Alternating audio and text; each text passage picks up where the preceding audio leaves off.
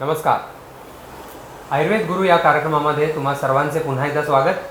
आज आपण भेटीला आलो आहोत सावन येथील आयुर्वेद महाविद्यालयाचे माजी प्राचार्य आणि कायचिकित्सा विभाग प्रमुख वैद्य नितीन कामत सर यांना. वैद्य नितीन कामत सर हे कायचिकित्सेचे अतिशय गाढे अभ्यासक आहेत. विद्यार्थी प्रिय अध्यापक म्हणून आज त्यांचं नाव आहे आणि मागची जवळजवळ 25 वर्षांहून अधिक काळ ते कायचिकित्सेचा विभाग सांभाळत आहेत. रुग्णचिकित्सेमध्ये मग्न आहेत. आज गुरु या पदाला खरोखर लायक अशी व्यक्ती आज आपल्याला भेटीस मिळालेली आहे.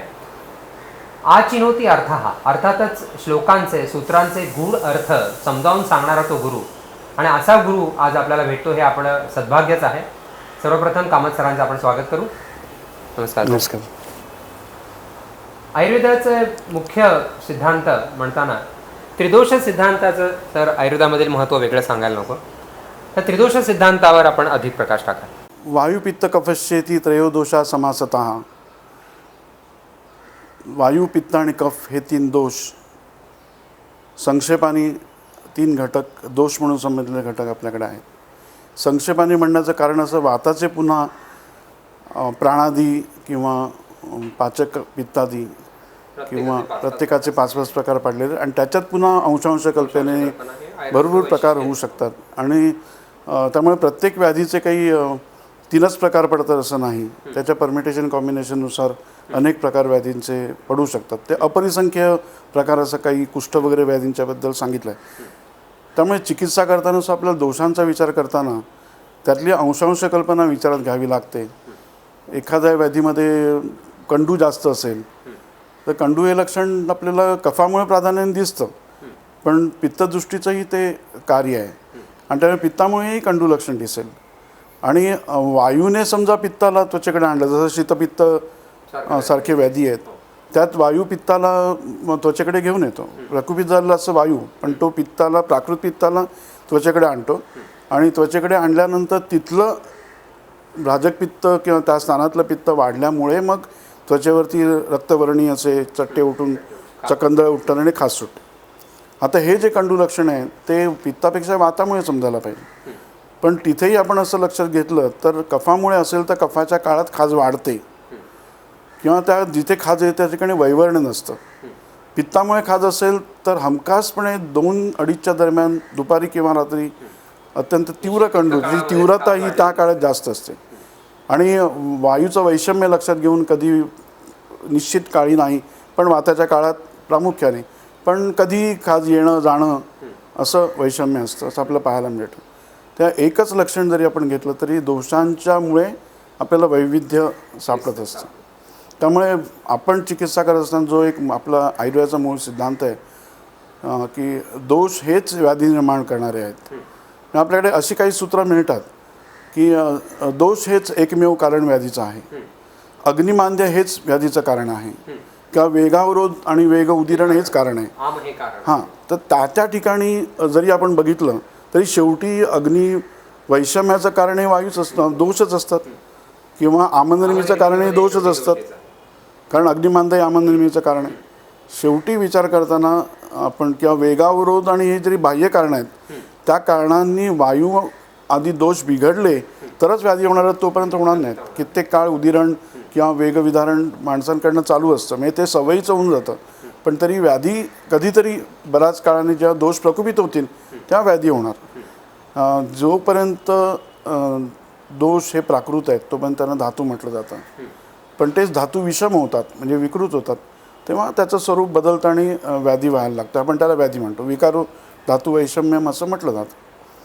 त्यामुळे शेवटी दोषांनाच व्याधी निर्मितीच्या दृष्टीने आपण महत्त्व दिलं पाहिजे. शरीरातले हे घटक जेव्हा बाह्य कारणाने बिघडतात तेव्हाच व्याधी होऊ शकतात. ती इति कर्तव्यता असायला पाहिजे आणि ती तेव्हा ते कारण होतं. म्हणजे कित्येक दिवस मी थंड पाणी पितोय, मला काही त्रास नाही झाला, पण काल झाला आणि आज जसे आवाज बसला आणि खोकला यायला लागला, याचा अर्थ ते थंड पाणी पिणं हे काल आवाज बसायला आणि खोकला यायला कारणीभूत झालं, एवढ्या वेळात नव्हतं. तेव्हा प्रत्येक वेळी कारण घडलं म्हणजे व्याधी होतोच असं नाही. आणि त्यामुळे रोगजंतूंचंही असंच आहे की डास चावला म्हणजे लगेच हिवताप किंवा डेंग्यू किंवा मलेरिया अशा प्रकारचे विकार होतील असं नाही. जोपर्यंत ते रोगाचे जंतू जे शरीरात डासाने टाकलेत ते दोषांना बिघडवत नाहीत आणि दोष समोरच्यांना होत नाही तो पण व्याधी होणार नाही. तर त्यामुळे त्रिदोष सिद्धांत हा एक महत्त्वाचा सिद्धांत, एक सामान्य विषय सिद्धांत, त्याच्यानंतर द्रव्यगुण चा सिद्धांत आणि त्यानंतर लगेच त्रिदोष सिद्धांताचं वर्णन आपल्याकडे ग्रंथात केलेलं आढळतं. या एका सिद्धांताच्या आधाराने आपण अनेकविध म्हणजे उक्त सांगितलेले आणि अनुक्त म्हणजे न सांगितलेले व्याधी, ग्रंथात न सांगितलेले व्याधीसुद्धा, आता उदाहरणार्थ कॅन्सर आहे किंवा डेंग्यू आहे. डेंग्यूचा दंडक व्याधीबरोबर तुलना करतात, पण त्याचे 3 प्रकार 4 प्रकार जे काही डेंग्यू फिवरचे आहेत ते जशा तसे ग्रंथात मिळत नाही, दंडकाच्या खालीच मिळतात असं नाही. तर असे काही व्याधी की जे आज दिसतात पण ग्रंथोक्त उल्लेख नाही आणि त्यांचा विचार करताना आपल्याला दोष दुष्य स्थान यांचा विचार जर केला तर आपल्याला चिकित्सा करता येते. आपण नीट दोषांचं परीक्षण केलं. दोषांचं परीक्षण म्हणजे काय, तर कोणते दोष वाढले आहेत, कोणते कमी झाले आहेत, कुठले प्राकृत आहेत, म्हणजे वृद्धी स्थान क्षय कोणाचं आहे, मग त्याच्यामध्ये ते स्वतःच्या स्थानात आहेत की अन्न दोषांच्या स्थानात गेलेत, मग त्यांची ऊर्ध्वगती आहे, कोणाची अधोगती आहे, कोणाची तिर्यक गती आहे. या दोषांच्या जे कोष्ठगत दोष आहेत की मध्यम रोगमार्गात गेलेत म्हणजे ब्रेन वगैरे या स्थानात गेलेत की शाखेमध्ये आहेत म्हणजे रक्तादी धातूंमध्ये आहेत, त्या सगळ्यांचा विचार जर आपण केला किंवा आणखीन बऱ्याचशा गोष्टी साम आहेत, निराम आहेत, स्वतंत्र आहेत, परतंत्र आहेत वगैरे वगैरे, ह्या सगळ्यांचा जर विचार कुठल्या गुणांनी दोष वाढला आहे, दोषाची कुठल्या गुणांची विकृती झाली आहे. आता शीतवृक्ष गुणांनी वाढला बिघडला असेल तर वेगळा आहे, शीतवृक्ष लघुगुणाचा असेल तर त्याला वेगळी चिकित्सा करायला लागेल. तर अशा तऱ्हेने जेव्हा आपण दोषांचं परीक्षण करतो ते कुठल्या दृश्यानं बिघडवत आहेत त्याचा विचार आपण बघतो आणि कुठल्या स्थानात बिघडले आहेत, म्हणजे रक्त बिघडलं आहे पण ते यकृतावर बिघडलं आहे की प्लेयेत बिघडलं आहे की रक्तामुळे फुफ्फुसाचा विकार झाला आहे की रक्त ब्रेनमध्ये जाऊन तिथे इमरेज झालं आहे, त्याच्यानुसार व्याधी बदलतात. स्थान बदललं की व्याधी बदलणार. तेव्हा दोष जरी आपण 3 मानले तरी अनेकविध व्याधी आणि त्याची संप्राप्ती आपल्याला कळू शकते. तर शरीरात कशा प्रकारे संप्राप्ती घडली आहे त्या विशिष्ट इंडिव्हिज्युअलमध्ये जे एक व्याधीचं वर्णन ग्रंथकारांनी केलं, पण त्या रुग्णाच्या शरीरामध्ये कोणत्या कारणाने कोणत्या गुणांनी दोष वाढलेत, त्याच्यामागे कारणं कोणती घडली, कुठे बिघडायला सुरुवात झाली आहेत, ते कुठे पसरले, कुठे जाऊन आश्रित झालेत आणि रोग निर्माण केले, याचा आपण जर अभ्यास केला तर आपल्याला रोग कसा झाला हे समजू शकतो आणि त्याची चिकित्सा आपण करू शकतो. हे आत्तापर्यंतचा अनुभव. एक पेशंट माझ्याकडे आला होता. आता आयुर्वेदात जे सिद्धांत सांगितले आहेत त्यात जे धातू क्षय झालेले आहेत त्यांचं पूरण करा. आता आपण समजा काही ट्रान्सप्लांट करायला गेलो, बोन मॅरो कमी झाला आहे आणि बोन मॅरो ट्रान्सप्लांट करा, हा अत्यंत जवळचा मार्ग आहे, उत्तम मार्ग आहे, पण खर्चिक आहे, त्याला बोन मॅरो उपलब्ध व्हावा लागतं वगैरे सगळं त्यात आहे. पण समजा असा रक्त म्हणजे अस्थि आणि मज्जेचा क्षय झाला तर हाडांमध्ये सुशिरता येते. आता ही जर कमी करायची असेल, म्हणजे कॅन्सरच्या स्थितीचं मी म्हणत नाही आहे, पण वयपरत्वे हल्ली स्त्रियांमध्ये बोन डेन्सिटी कमी होते, त्यामुळे कंबर दुखणं वगैरे हां ते बरंचसं कॉमन आहे आजकाल. 40व्या वर्षीच्या बायकांमध्ये हा रोग दिसायला लागतो. तर त्या दृष्टीने त्याची चिकित्सा करायला गेलं तर आपल्याकडे जर त्याचं पुरण करायचं असेल त्या हाडांच्या पोकळीचं, कारण शेवटी तिकडचा मज्जा किंवा अस्थिचे कण कमी झाले तर त्याला आम्ही म्हणतो अस्थिमज्जागतवात, किंवा तिथे ते हाडांमध्ये आश्रित झालेला जो वायू आहे त्याला काढायचं असेल तर तिथली पोकळी कमी करायला पाहिजे, आणि ती पोकळी कमी करायचं असेल तर आतली जी मज्जा आहे तत् सदृश द्रव्य तिथे पोचवायला पाहिजे, बरोबर. त्याच्यासाठी आपण तुपाचा वापर करायला पाहिजे. ग्रंथात एक असं सर्जरी सांगितली आहे, पण ती किती शक्य आहे आणि आज आपण किती करू शकतो ह्याचा प्रयोग करून बघायला पाहिजे. एकदम तो मी एक सुश्रुत संहितेतलाच आहे. अस्थिगत वातामध्ये खास करून हाडांच्या ठिकाणी जर वायू असेल तर आरेने छिद्र पाडायचं, तिथलं वायू आचूषित करून घ्यायचा आणि दुसरा वायू न शिरता त्या ठिकाणी तुपाचं पुरण करून टाकायचं, म्हणजे ती पोकळी भरून निघाली आणि मग ते सील करून टाकायचं. पण कोणीही चिकित्सक, शल्यचिकित्सक आज अशा प्रकारचं ऑपरेशन करून बघायला इथे तयार नाही आहे. तर तूप हा प्रकारच आपण आताच्या काळामध्ये असा आहे की तो त्याज्य वाटायला लागलेला आहे. त्याच्याऐवजी दुसरे जेल बिल टाकतील आणि प्रयोग करतील आणि ते यशस्वी होऊ शकेल. आणि मग भारतीय आपण हे मान्य करू की सुश्रुताने आमच्याकडे सांगितलं होतं. दुर्दैव आहे. तोपर्यंत थोडासा लांबचा प्रकार म्हणजे तिक्त क्षीरवस्ती आहे. दूध हे तिक्त द्रव्याने सिद्ध करून त्यात हवं तर मांसरस टाका, त्यात काय तर मांसरसाबरोबर येणारं मेदासारखे घटक किंवा अस्थिमध्ये जी चपटी हाडं आहेत ती चेचून त्यातनं मगज काढून तो टाका. किंवा ते जर टाकायचं नसेल, म्हणजे नॉनव्हेज काही वापरायचं नसेल, प्राणिज द्रव्य, तर मग तूप आपण वापरू शकतोच. तर सस्नेह तिक्तक्षीरवस्ती सांगितलं आहे. अस्त्याश्रयाणाम व्याधीनाम पंचकर्मणी बेसिजम, त्याच्यानंतर सस्नेह तिक्तक्षीरवस्ती द्यायला सांगितलं. आणि आज तो प्रयोग बऱ्याच अंशी आपल्याला यशस्वी ठरलेला पाहायला मिळतो. तिथे जर तुम्ही एक्सरे काढलात तर ती पोकळी भरून आलेली तुम्हाला दिसणार नाही, कारण एक्सरेमध्ये पार्थिव घटकच दिसू शकतात. त्यातल्या पोकळ्या ज्या तुपाने भरल्या गेल्या ते त्यातून दिसत नाही आणि त्यामुळे ते प्रूव्ह नाही करता येत. पण वेदना मात्र कमी झालेल्या किंवा ज्याच्यामुळे विनामता म्हणजे एक माणूस झुकल्यासारखा होतो, त्याची वक्रता असते हाडांमध्ये, ती सगळी कमी व्हायला झालेली पाहायला मिळतात. हो. तर शेवटी काय आहे की वातप्रकोपक कारणं जर घडत गेली, वायूची मुळात जी गुणधर्म आहेत तर शीत, वृक्ष, शीत, लघु, विशद आणि सुशीर आणि द्रव्य, ही जी द्रव्य आहे, सुशीर म्हणजे पोकळ किंवा पोरस, अशी द्रव्य जर टोस्टसारखी औषध द्रव्य, टोस्ट हे कठीण आणि पोरस आहेत, बरोबर. आता त्याच्याबरोबर काहीतरी स्निग्ध पदार्थ पाहिजे. तुम्ही ब्रेडचा टोस्ट करून नुसता खाल्लात तर ते तुम्हाला वायू वाढवणारं आणि शरीरात पोरोसिटी निर्माण करणारं होऊ शकेल. पण त्याला तुम्ही जर लोणी लावून खाल्लं, मी म्हणत नाही मस्काच पाहिजे, पण लोणी लावून खाल्लं तर ते वाताचा सुशीरता वाढवणार नाही. तर आपण काय कोणत्या ना कोणत्या स्वरूपामध्ये स्नेहाचा हां जाडेपणा कमी करण्याचा प्रयत्न केला तर हाडांमधली सुशीरता वाढते, बरं. त्यामुळे जो उपयोग करायचा आहे तर तुपाला आपल्याला हाडांपर्यंत पोचवायला पाहिजे, तुपाच्या गुणधर्मांना हाडांपर्यंत पोचवायला पाहिजे. तर मग तिक्तरस वापरायला पाहिजे, कारण तिक्तरसामध्ये वायू आणि आकाश महाभूत आहे. हा एकच रस असा आहे की ज्यात वायू आणि आकाश महाभूत आहे. तर आकाश महाभूताकडे जाणारं पाहिजे. दिल्लीला जायचं असेल तर दिल्लीचीच ट्रेन पकडायला पाहिजे.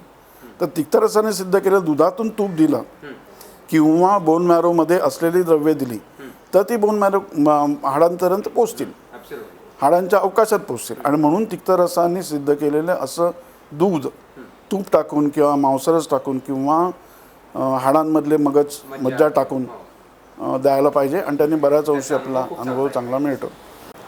सर, आयुर्वेदानुसार कुठल्याही विकृतीचा विचार करताना जसा आपण दोषांचा विचार करतो तसंच अवयवांचाही विचार करतो. तर दोषांनुसार होणारी विकृती आणि अवयवानुसार होणारी विकृती याकडे बघण्याचा आयुर्वेदीय चिकित्सेचा जो दृष्टिकोन आहे तो जाणून घ्यायला आम्हाला आवडेल. आपल्याकडे विकृतीचा विचार करताना व्याधीची कारणं सांगितली आहेत, त्याच्यामध्ये गुणांचा पहिल्यांदा विचार केलेला आहे. नंतर आहारद्रव्य सांगितले आहेत, त्याच्यानंतर आहार सेवनाच्या सवयींच्याबद्दल सांगितलं आहे. विहारामध्ये वेगविधारण, निद्रा वगैरे किंवा जागरण वगैरे ह्या संबंधात जी कारणं सांगितली आहेत, त्यांचं रात्री जागरण वृक्ष असतं, त्यामुळे रात्री जागरण केलं तर वायूचा वृक्षगुण वाढणार.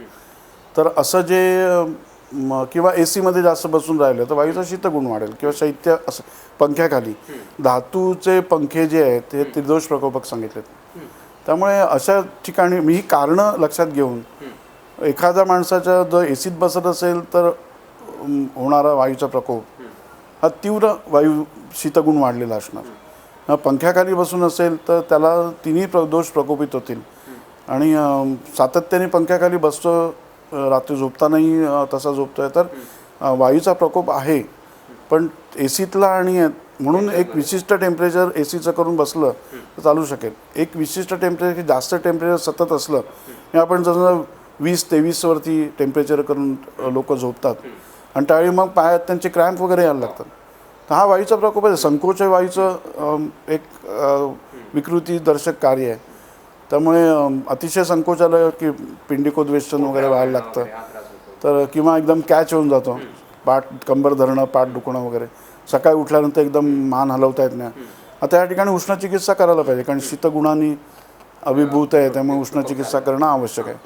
हे सगळं आपण करत असताना एक असा विचार केला पाहिजे की ही कारणं जी आहेत त्या कारणांनी दोषांची गुणतः विकृती होते की अवयवता विकृतीसुद्धा त्यात आलेली आहे. एक साधं उदाहरण असं देईन की हे मान दुखते असे पेशंट येतात, हाताकडे कळ येत असते किंवा काहींची फक्त मान दुखते. एक्सरे काढला तर त्यात काही फरक दिसत नाही आपला, फक्त मस्क्युलर स्पाझम असण्याची शक्यता असते. हा केवळ वायूचा शीत वृक्ष गुणामुळे झालेला संकोच आहे. पण समजा विषमशय्यासन हे वातप्रकोपाचं कारण आहे. डोक्याखाली आजकाल उशी आपण घेतो ती नाममात्र असते. कित्येकांना उशीची जाडी किती पाहिजे, डॉक्टर सांगतात उशी बिलकुल घेऊ नको, मग ही उशी घ्यायची बंद करून टाकतात. आणि मग मानेचं जे कर्वेचर आहे ते मेंटेन होत नाही.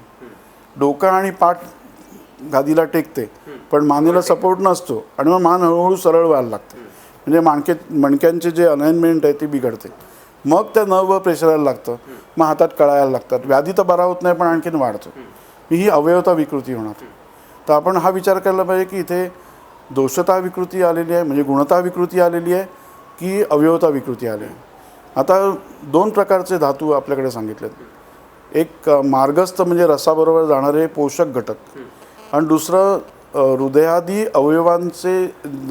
अवयव ज्या धातूंपासून झालेले आहेत ते धातू, ते पोष्य धातू आहेत.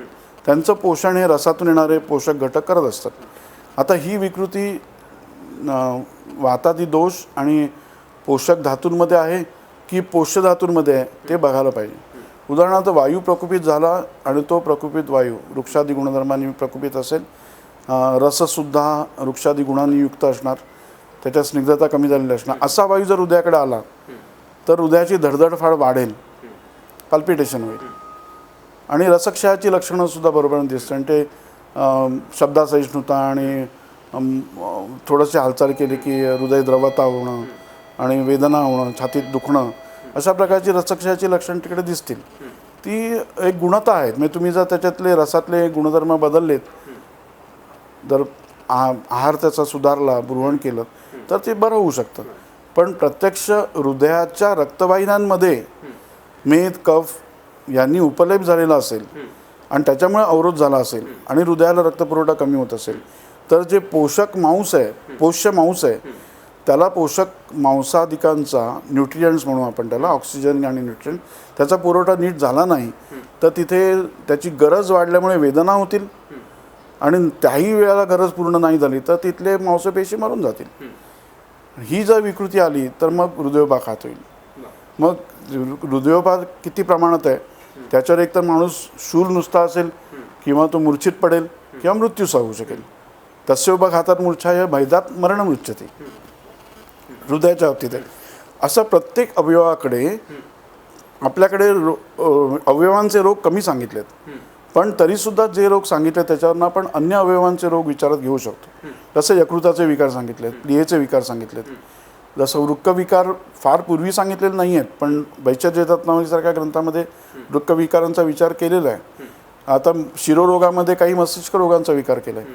आता 13 जे मूत्राघात सांगितले आहेत त्याच्यात मूत्रैक साथ जो आहे हा वृक्काची म्हणजे रिनल फेल्युअरसारखी स्थिती असलेला रोग आहे असं मला वाटतं. लक्षणं फार थोडी सांगितली आहेत पण त्याच्या अनुषंगाने जर आपण विचार करायला लागलो तर ते होऊ शकेल. आता वृक्काचं राजेक्ष्मा वर्णन प्रत्यक्ष आपल्याकडे नाही, पण जर आपण उरक्षत व्याधी नीट वाचला तर क्षीण झालेल्या रुग्णामध्ये सरक्त मूत्र प्रवृत्ती होतं असं लक्षण आलेलं.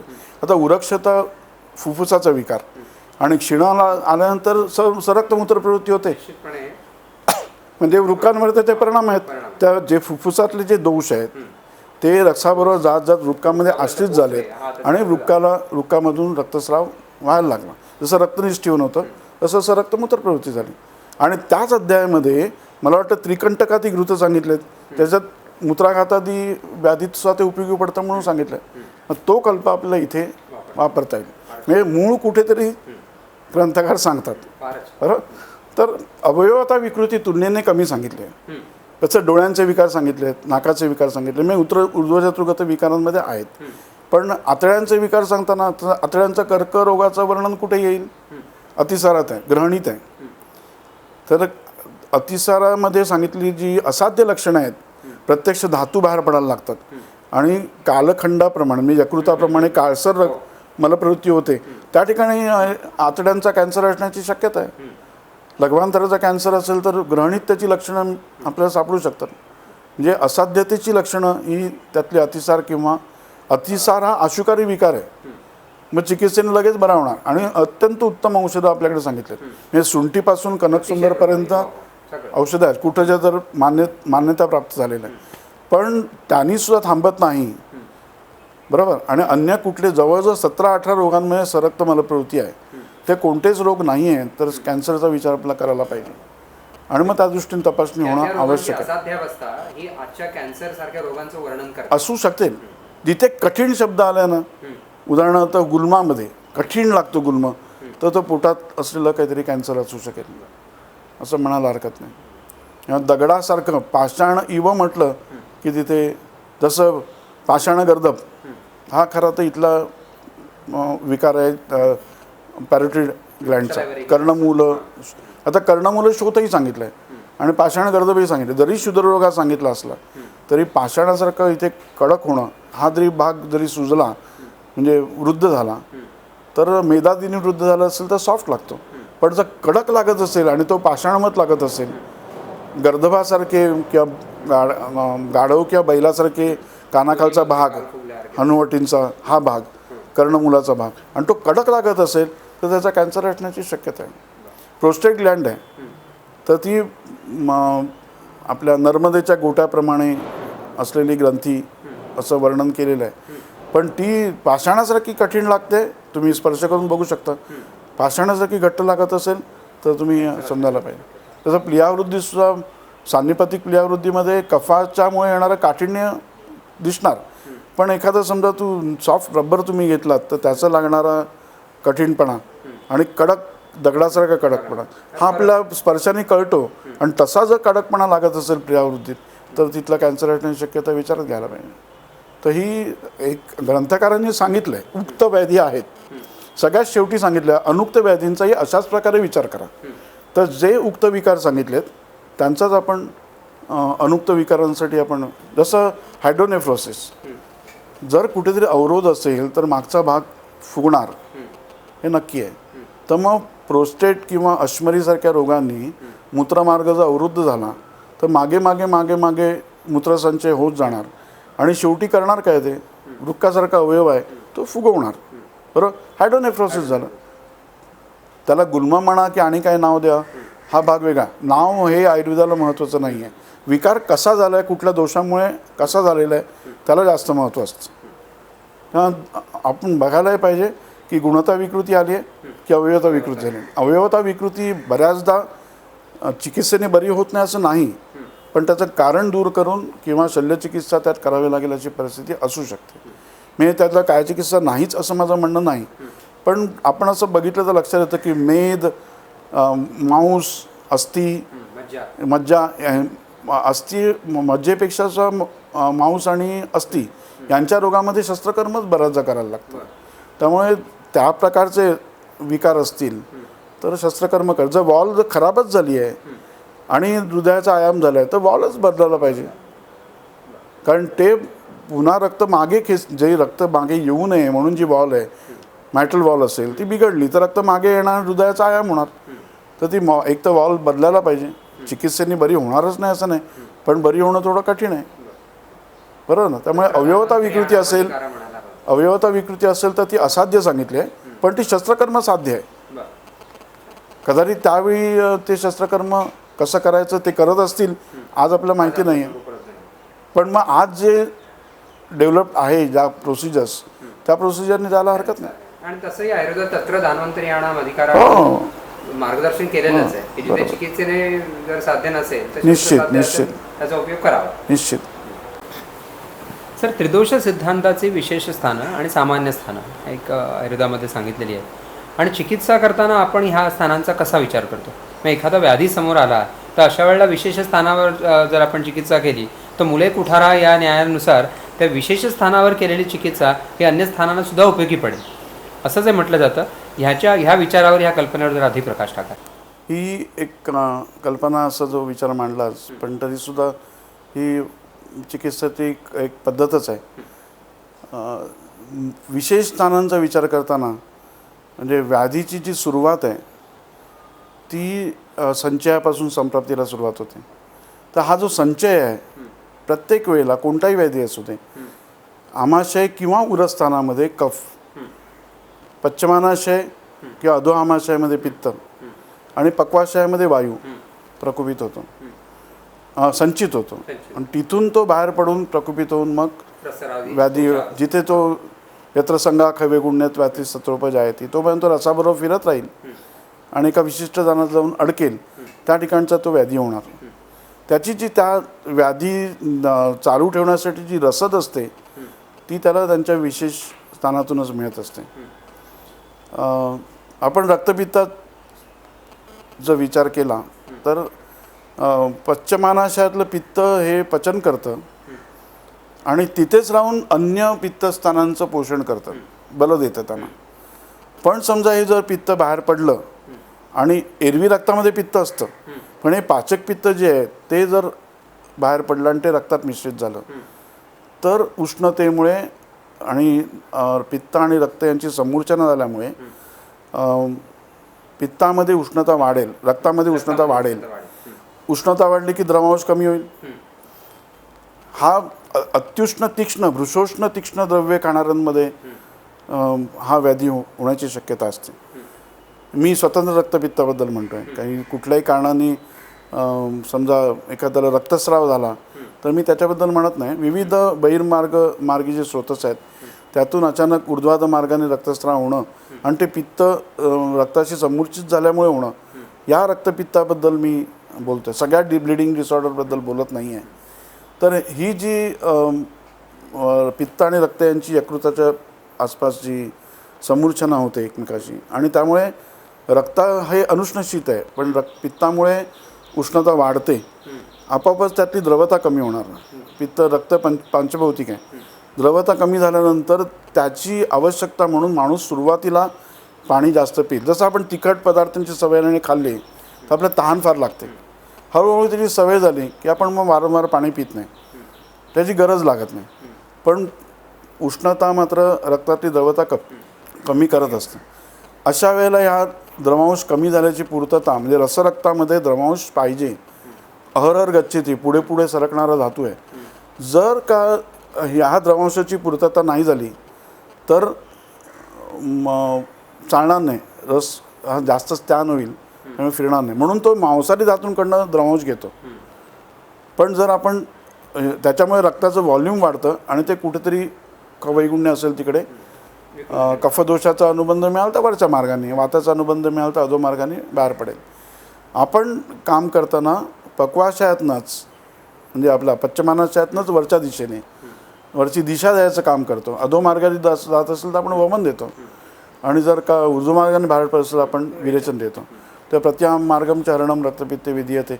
विरेचक द्रव्य दिल्यानंतर प्रत्यक्ष विरेचन नाही झालं तरी चालेल, पण दोषांची गती बदलायचं काम आपण करतो.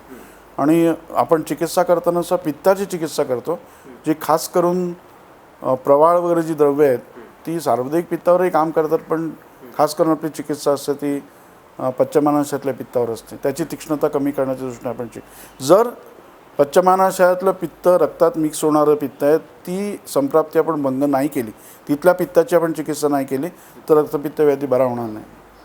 त्यामुळे शमन चिकित्सासुद्धा शोधन चिकित्सा तर आहेच. शोधन चिकित्सेत आपण कफाचे जर विकार असेल, सार्वधिक कुठेतरी विकार असतील तरी आपण वमन देतो. जर उत्कृष्ट कफ असेल तर स्नेहसंवेदन न करता वमन देऊन टाकतो. जर दोष उत्कृष्ट असतील तर स्नेहसंवेदनाची गरज नाही आणि जर नसतील तर स्नेहसंवेदन करून वमन द्यायला लागतं. तसंच विरेचनाचंही आहे. अधोमार्गाने दोष बाहेर पडत आहेत पण ते नीट बाहेर पडले नाहीत किंवा पोटात येत आहेत पण बाहेर पडत नाहीत तर आपण काढून टाकण्याचा प्रयत्न करतो.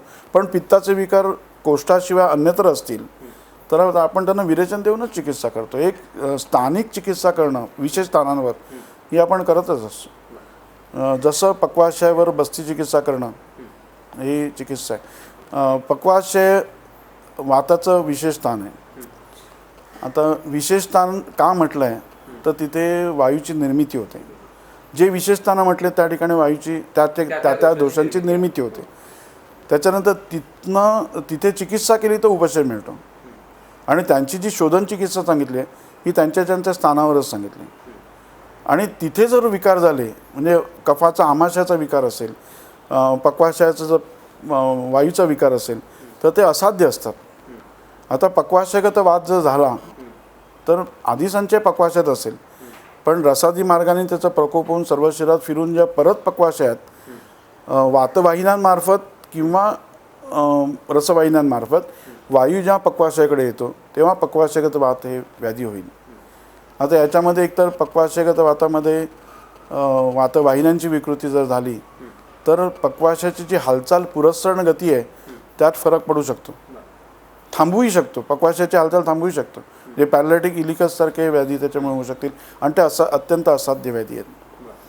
आणि कुठल्याही हे विशेष स्थान असल्यामुळे अन्यत्र कुठे व्याधी असेल तर तिथे चिकित्सा केली तर उपशय मिळतो, हे ग्रंथात आपल्याकडे सांगितलं. आणि बऱ्याचदा असा अनुभवही मिळतो की पक्षाघात हा इंद्रियांचा विकार आहे, कर्मेंद्रियांचा विकार आहे, हातपाय वगैरे विकृत झालेत. पण आपण पक्वाशयात बस्ती चिकित्सा जर केली तर अन्य स्थानात असलेलं खरं विकृती मस्तिष्कादी स्थानात आहे, पण तिथले पक्वाशय वगैरे विकार पक्षाघातादी विकार आहेत ते बरे होऊ शकतात. त्यामुळे 7-8 बस्ती 15 किंवा 16 बस्ती किंवा 30 बस्तीचा जो उपक्रम सांगितला आहे किंवा यापन बस्तीसारखे जे सांगितले त्या बस्तींना आपण जो उपचार केले तर बरे होतात रुग्ण. वात कसं सांगता येईल? पित्तदोषात बघा, पित्त हे पच्चमानशयात आहे. तिकडनं आपल्या जर दोषांना पित्ताचे विकार असतील तर आपण विरेचन चिकित्सा करायला पाहिजे. तर पित्तशामक द्रव्यसुद्धा आपण तोंडावाटे देणार, ती द्रव्य ही पच्चमानशयातलं पित्त शमन होईल तशी चिकित्सा आपण करतो. जे सूच्यकर वगैरे सगळं दिलं तरी तिथे मूळ चिकित्सा होते. आणि जर शोधन चिकित्सा केली तरी सुद्धा पच्चमानाशयातून द्रव्य ॲब्सॉर्ब होतात आणि परत पच्चमानाशयात दोषांना घेऊन येतात आणि मग तिथनं गुदमार्गाने बाहेर पडतात. कारण आमाशयाचं एक वरच्या मार्गाने दोष बाहेर पडतील, पच्चमानाशयात आणि पक्वाशयातले दोष हे अधोमार्गाने बाहेर पडतील. एक विशेष इथे सांगण्यासारखं आहे की पक्वाशयगत वात नावाचा एक विकार सांगितला आहे. आणि त्या विकारामध्ये चिकित्सा करताना सुश्रुताचार्याने सांगितलं आहे की जर पित्त पक्वाशयात असेल तर विरेचन द्या आणि वात पक्वाशयात असेल तर बस्ती द्या. हे सुश्रुताने एवढं म्हटलं की विरेचनम किंवा बस्ती दोघांपैकी उपचार करा. टीकाकारांनी मग म्हटलं की दोन्ही चिकित्सा करायची गरज नाही आहे. पित्त पक्वाशयात जर दोष असतील तर विरेचन द्या आणि वात पक्वाशयात दोष असतील तर मला थोडंसं त्याच्यावर विचार अधिक करावा असं वाटला. पित्त पक्वाशय म्हणजे जिथून पक्व अन्न आहे आणि शोषलं जातं ते, कारण पक्व अन्न झाल्याशिवाय शोषलं जात नाही. आत्तापर्यंत असं एक आपण असं ढोबळ मनाने म्हणतो की स्टमक म्हणजे आमाशय, लार्ज नाही स्मॉल इंटेस्टाईन याच्यात पित्तद्रा कलप पसरली आहे, त्यामुळे ती ग्रहणी ॲनाटॉमीच्या दृष्टीने डिओडिनम असू शकेल, पण चिकित्सेच्या दृष्टीने अन्नम गृह्णाती पचती विवेचयती मुंचती हे काम जिथपर्यंत होतं तोपर्यंत ग्रहणी मानली पाहिजे. स्मॉल इंटेस्टाईन बहुतांशी भाग पच्चमानाशयात येतो किंवा लघ्वांतर तरी ते आहे, बरोबर. पण लघ्वांतरातला काही शेवटचा जो भाग आहे त्यात अन्न पक्व असतं, प्राकृत अवस्था, प्राकृत रुग्णांमध्ये ज्याने ते रोगी नाहीत अशा रुग्णांमध्ये पच्चमानाशयाच्या शेवटच्या भागामध्ये अन्न बऱ्यापैकी पक्व असतं आणि तिथून ॲब्सॉर्प्शनला सुरुवातही झालेली असते. त्या हे काय आहे ग्रहणीचं कार्य, पक्व अन्न अपक्व अन्नाचं धारण करायचं, पक्वम सुधाची पार्श्वता, हे आतड्यांच्या वॉलमधून पार्श्वातून हे अन्न पक्व झालेलं अन्न ॲब्सॉर्ब होतं असा सरळ सरळ अर्थ आहे. त्यामुळे लघ्वांतरात जिथे अन्न शोषणाला प्राकृत अवस्थेत सुरुवात होते तिथे अन्न पक्व असतं. आमाशय, पच्चमानाशय आणि पक्वाशय ह्या ज्या टर्मिनॉलॉजीत आहेत त्याच्यामध्ये आम अन्न आहे ते आमाशय, पचण्याची क्रिया चालू आहे म्हणजे पच्चमान आहे, पच्चमान अवस्था आहे ते पच्चमानाशय, आणि जिथे अन्न पक्व आहे ते पक्वाशय. लघ्वांतराचा शेवटचा भागात अन्न पक्व असतं म्हणून त्यालाही पक्वाशय म्हटलं पाहिजे, नुसत्या लार्ज इंटेस्टाईनला नाही. आणि सर्वसाधारण लार्ज इंटेस्टाईनला पक्वाशय मानून त्याची चिकित्सा केली जाते. ते चुकीचा अशातला भाग नाही. पण ह्या सूत्रावरनं माझ्या असं सांगावंसं वाटतं की पित्तपक्वाशय म्हणजे लार्ज इंटेस्टाईन स्मॉल इंटेस्टाईनचा शेवटचा भाग जिथे ॲब्सॉर्प्शनला सुरुवात झालेली असते, तिथे पित्तामुळे दाह, राग, उष्मा, पाकिता आदी म्हणजे लाईट काहीतरी हे असेल, इन्फ्लमेशन असेल तर किंवा तिकडनं पित्त काढायचं असेल तर विरेचन द्यायला पाहिजे तिथे वायू असेल तर. पण जर का म्हणजे तिथली लक्षणं आत्मनादी लक्षणं नाभी असंबंधित दिसतील, पण जर मोठ्या आतड्यामध्ये वायू असेल आणि त्याच्यामुळे आतड्यांच्या गतीवर वगैरे परिणाम झाला असेल तर तिथे चिकित्सा करताना तुम्हाला बस्ती द्यायला पाहिजे. त्या पित्तपक्वाशय आणि वातपक्वाशयाचे 2 प्रकार डल्लनांनी स्पष्ट 2 भाग केलेले आहेत. आणि सुश्रुताच्या विरेचन द्या किंवा बस्ती द्या वा विकल्प येतो त्यावेळेला निश्चित काय द्यायचं, दोन्ही द्यायचं असं नाही आहे किंवा काही द्या, हे द्या किंवा ते द्या असं नाही आहे. हे द्या, अमुक अवस्थेत हे द्या, अमुक स्थिती असेल तर हे द्या, अशी निश्चितपणे केलेली भाग आहे. इवन ज्वरापासून जर तुम्ही बघितलं तर हे किंवा हे करा, अम्लसिद्ध करा किंवा अम्लसिद्ध करू नका हे सांगताना सुद्धा त्यांनी कारण सांगितलं असतं. अग्निमांद्य आहे, अग्निप्रदीप्त आहे वगैरे बघून तसं करा. तर वा हा विकल्प हा केवळ एकदा वा अल्टरनेटिव्ह नाही आहे, तो निश्चित कुठल्या तरी अवस्थेत अमुक द्या, अमुक त्याला निश्चितपणे आपण बघूनच द्यायला पाहिजे की गुरुअन्न कधी द्यायचं, लघुअन्न कधी द्यायचं किंवा युष कल्पना देताना सुद्धा स्निग्ध कधी द्यायची, वृक्ष कधी द्यायची, तनू कधी द्यायची, हे सगळं ग्रंथकारांनी अथवामध्ये सांगितलेलं आहे. आणि ते पर्याय आपल्याला विचार करून निवडायला लागतील. टीकाकारांनी भरपूर मार्गदर्शन त्या ठिकाणी केलेलं आपल्याला आढळतं. तर ही दोषांचे मूलस्थानावरती चिकित्सा करणं हे अत्यंत महत्त्वाचं आहे. आम एक उत्तम संकल्पना आयुर्वेदामध्ये आहे. आणि आमाविषयी एक थोडंसं कदाचित वेगळे पण एक विचार मी सांगू इच्छितो इथे. आमाची जी व्याख्या बऱ्याच जणांनी पूर्वी सांगितलेली आहे, पण असा एक भाग आहे की आम हा कोष्ठातच निर्माण झाला. म्हणजे आमाचे 2च प्रकार चरकाचार्यांनी सांगितले, एक विसूचिका आणि अलसक. तर एक तर निर्माण झाल्यानंतर दोन्ही मार्गाने बाहेर पडणं किंवा ते आतड्यांमध्ये अडकून राहणं, अशा प्रकारचे विकार चरकसंहितेमध्ये विमानस्थानामध्ये आपल्याला पाहायला मिळतात. पण त्या व्यतिरिक्तही आम आहे, आमाचे विकार आहेत. तर आमवात आहे. चरकसंहितेत आमवाताचा उल्लेख आहे, 5-6 ठिकाणी आमवाताचा उल्लेख आहे. तर चिकित्सेच्या ठिकाणी आहे, कारणांच्या ठिकाणी आहे, जसं कंस हरितकी वगैरेंच्या ठिकाणी किंवा नवक गुळ वगैरे सांगितलं त्या ठिकाणी आहे. विशालादी चूर्णामध्ये आमवाताचा उल्लेख म्हणजे उल्लेख आहेत. पण आमवात ह्या व्याधीचं विशेष वर्णन केलं ते माधव निदानाने. पण त्यांनीसुद्धा चरकसंहितेच्या बाहेर म्हणजे ग्रहणीच्या मध्ये जे वर्णन आहे त्याचाच वापर करून माधव निदानाने आमवाताचं वर्णन केलेलं आहे. आपण जर बघितलं तर जर आम हा वाताशी मिश्रित झाला तर वातविकार होतील, पित्ताशी मिश्रित झालं तर अम्लपित्तादी विकार होतील, कफाशी मिश्रित झालं तर राजक्ष्मा वगैरे विकार होतील, बरं, किंवा मग धातूंशी मिश्रित होतील त्यानुसार धातूंचे विकार होतील, असं वर्णन आपल्याला मिळतं. पण प्रश्न असा आहे की आम निर्मिती होते अग्निमांद्य जाठराग्निमांद्यामुळे, उष्मणोल्प बलत्वेनं. या ठिकाणी उष्मा हा शब्द खास करून अष्टांगहृदयाने वापरला आहे. हा जाठराग्नी केवळ दिग्दर्शित होऊ नये म्हणून.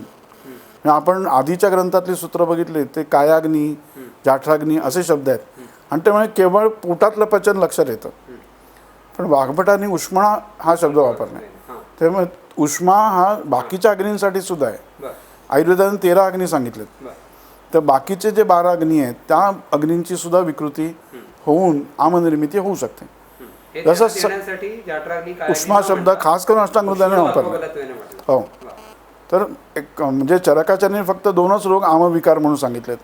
पण प्रत्येक व्याधीमध्ये विचार केला तर आमाची आपली चिकित्सा करायला लागते. मग आपण असं म्हटलं की श्वासात कुठे आम सांगितलं आहे, प्रमेयात कुठे आम सांगितलं आहे. पण नीट जर सगळ्या ग्रंथातली सूत्र बघितलीत तर असं लक्षात येईल की सुरुवात ही आमापासूनच आहे.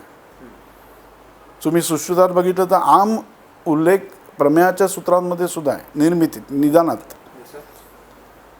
बरं. किंवा जर तुम्ही श्वास बघितलं तर श्वासाची चिकित्सा करताना नवज्वराम दोषेषु असं म्हणून त्यांनी त्या ठिकाणी पाचन चिकित्सा करा, लंघन करा, पाचन करा आणि दोषांचं पचन झालं हे पाहून मग त्यांना वमन द्या किंवा शमन चिकित्सा करा, जी काय असेल ती. असं तिकडे नवज्वर आमदोषेषु असं तिथे का म्हटलं, हे त्यांना श्वासाच्या बाबतीत सुद्धा आम विचार करायचा आहे. आता असं मी बघितलं आहे की पुष्कळ चिकित्सा आपण श्वासाची, श्वासकुटार, अमुक तमुक चिकित्सा जी ग्रंथोक्त आहे ती देत राहतो, पण उपशय मिळत नाही. आणि कफ मात्र असं पिवळसर पडतो, त्याला ताप येतो. आपण विचार तिथे आमाचा विचार न करता ग्रंथोक्त चिकित्सा करतो. अगदी नाही फरक पडून डेरिफायलिन देत राहतो, पण डेरिफायलिनचा उपयोग होत नाही. तर एक तात्पुरतं आपण काही पंप देणं, इनहेलर्स वगैरे आहेत त्याचा वापर करणं आणि तात्पुरतं बरं वाटणं असं होत राहतं. एकदा असं झालं की एका पेशंटला अशा प्रकारचा चिकट कफ, म्हणजे आमाची जी लक्षणं कफाची सांगितली आहेत, कंठदेशेव तिष्ठते, लवंडत असणं, हे पेशंटमध्ये दिसत होतं, श्वासाचा पेशंट. आणि तो बऱ्याचदा यायचा, तो म्हणजे रस्त्यावर बसून मोची काम करायचा आणि त्याच्यामुळे धुळीचा त्याच्याशी बराचसा, पण चिकित्सा करायला अधूनमधून ते यायचा. आणि त्याला मी चिकित्सा करताना प्रत्येक वेळी रससिंदूर आणि यष्टीमधू, टंकण अशी द्रव्ये वापरली. आता तिथे रससिंदूर वापरताना असं लक्षात आलं की जो पिवळा कफ, हिरवट पिवळट कफ पडायचा, हा सफेद कफ व्हायला लागतो. यष्टीमधू टंकणमुळे तो पातळ होतो, तो निघून जातो आणि श्वास बरा होतो. त्याला कुठल्याही प्रकारचं डेरिफायलिन आधी सुरुवातीला आम्ही दिलं, पण जेव्हा हे लक्षात आलं की आपण रससिंधूर हा जंतुनाशक किंवा अशा प्रकारचा गुणांच्या पुस्तकात वाचलं, म्हटलं आपण इथे प्रयोग करून बघूया आणि ते वापरलं, तर फरक पडला. आमवातामध्ये रससिंधूर आणि तिथे फक्त द्रव्य मी बरोबरच बदललं, ते पुष्करमूळ टाकलं. कारण पार्श्वशूलामध्ये विषाणभस्मयोग माहिती आहे, तर मी ते असा विचार केला की आपण मृगशृंग इथे म्हणून वापरला आहे, तर मृगशृंग न वापरता पुष्करमुलाबरोबर सिंदूर देऊया. एका बाईला 5 ते 6 वेळा इफ्युजन झालं होतं आणि फ्लुईड काढून टाकण्याचं चिकित्सा केलेली होती सर्जरीने करून, म्हणजे सर्जनकडे जाऊन. पण परत फ्लुईड भरायचं. मी विचार केला आपण उदरात जसं जलनिर्णय करतो आणि मग पट्टबंधन करायला सांगितलं, किंवा विरेचन देऊन देऊन परत पाणी भरतं, तसं होऊ नये म्हणून पट्टबंधन करावं असं उदरात सांगितलं आहे. तर आपण इथे करूया, कारण इथे पाणी श्लेष्मा उदक जमतं आहे, पण ते फार वेळ पेशंट बांधून ठेवू शकत नाही, ते नी कॅप काढून टाकतात.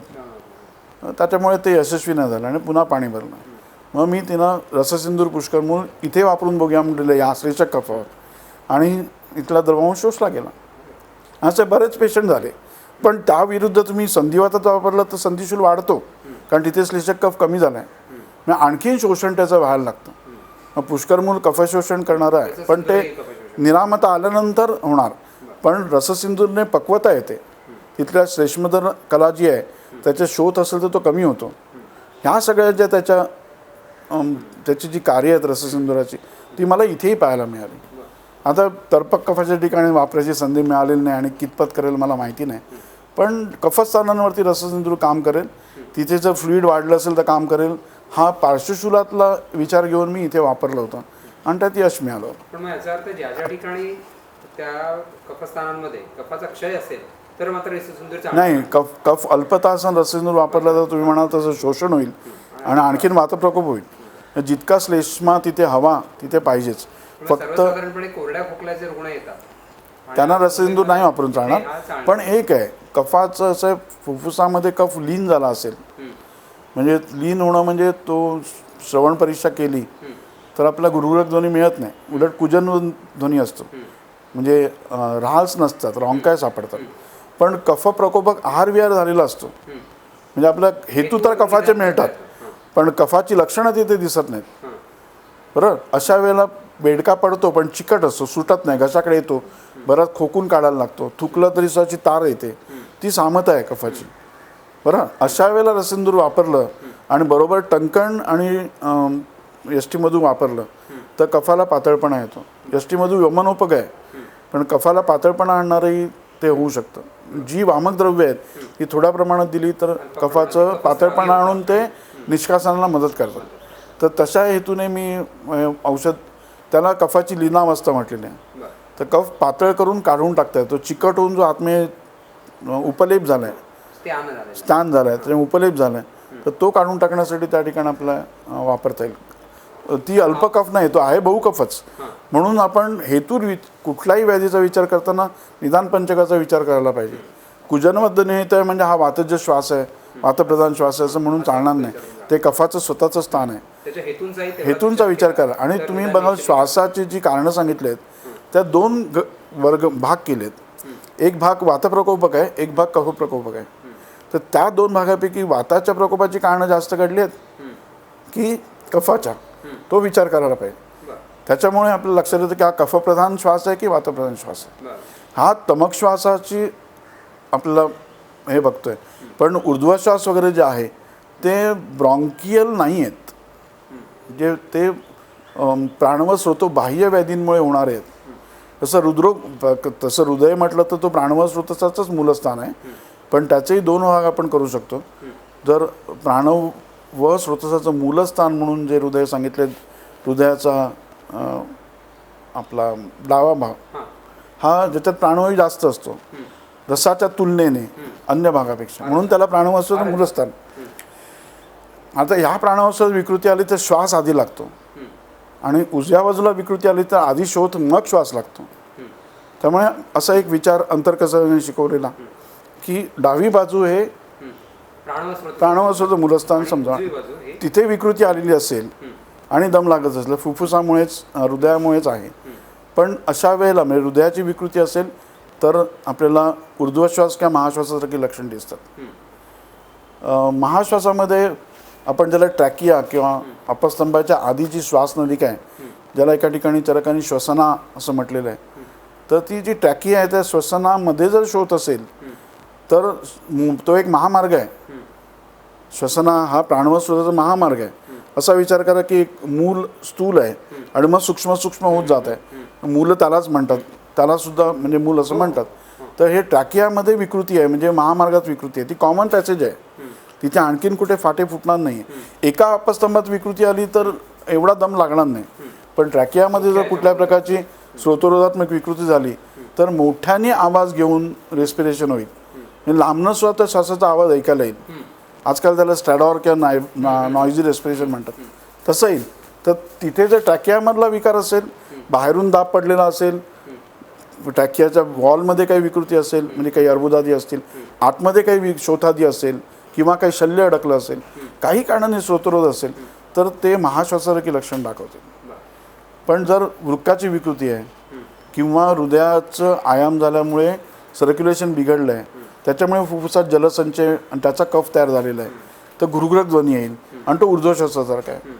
तर वृक्कविकृती असेल, फेल्युअर असेल किंवा कार्डियक असेल तर होणारा श्वास हा ऊर्ध्वश्वासासारखा लागतो. छिन्नश्वास वृक्कविकार किंवा मस्तिष्काच्या विकारांमध्ये छिन्नश्वास लागतो. आपल्याकडे मज्जगत ज्वराचं लक्षण जगताना श्वास सांगितलं आहे, तर तो श्वास हा असा महाश्वासासारखा असू शकतो. ची लक्षणं जर बघितलं तर बघा त्यात श्वास लक्षण सांगितलं. तर आपलं हे कळलं पाहिजे की हा तमक श्वास आहे की फुफ्फुसाचा काही कासादी विकारांमुळे श्वास लागतो आहे, की हृदयाची विकृती आहे, की वृक्कांची विकृती आहे, की ओळखणं सोपं आहे, कठीण नाही आहे. हृदयाचा आयाम असेल तर तुम्ही हृदयाकडे येणाऱ्या रक्तवाहिन्या, यकृत वगैरेंचं परीक्षण केलं तर समजू शकतं. डावे हृदय उजवं त्यानुसार लक्षणं बाकीचे दिसतात, त्याच्यावर आपण विचार करायला हरकत नाही. हृदयाचा आयाम झाला आहे का फेल्युअर झाला आहे, आजकाल ECG काढून हे समजू शकतं.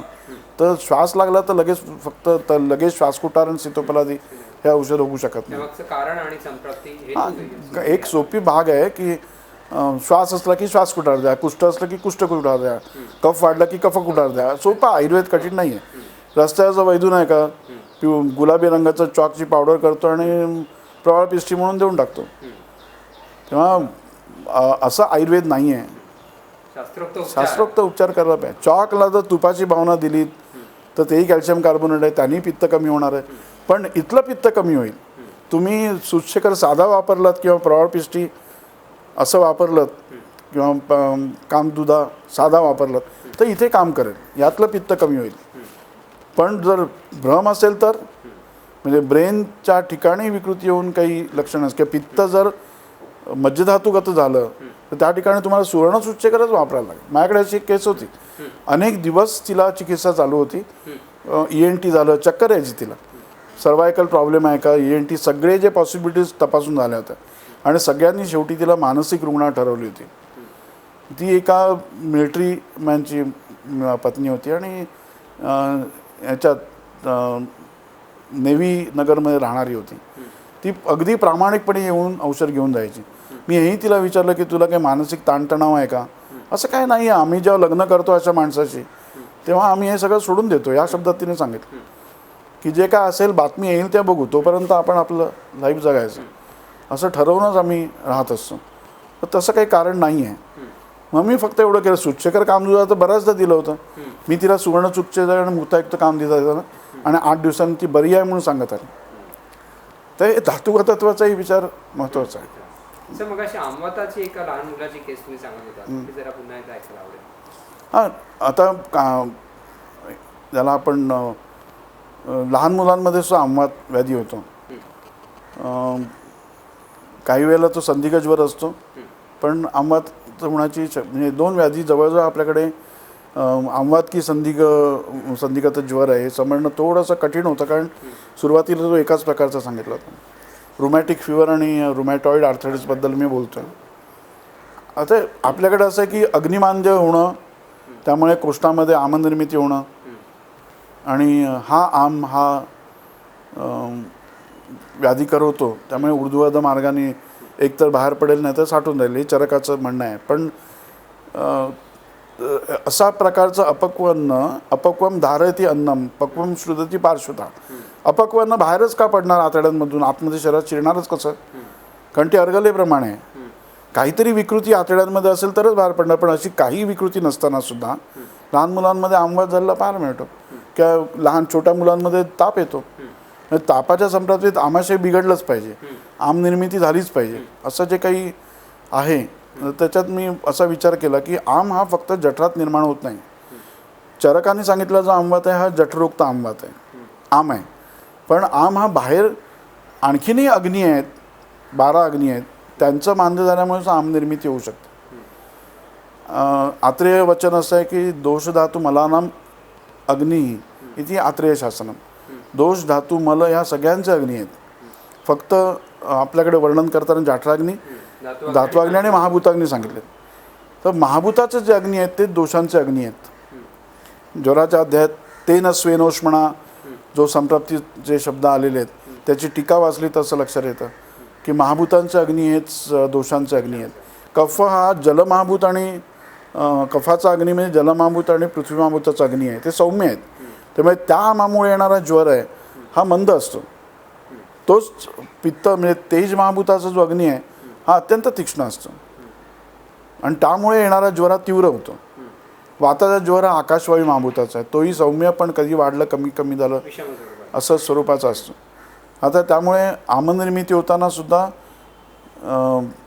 कुठले अग्नी, कुठल्या महाभूताचे अग्नी बिघडले त्याच्यावरती अवलंबून आहे. अग्नी जर महाभूतांचे बिघडले असतील तर आमदोष तयार होतात.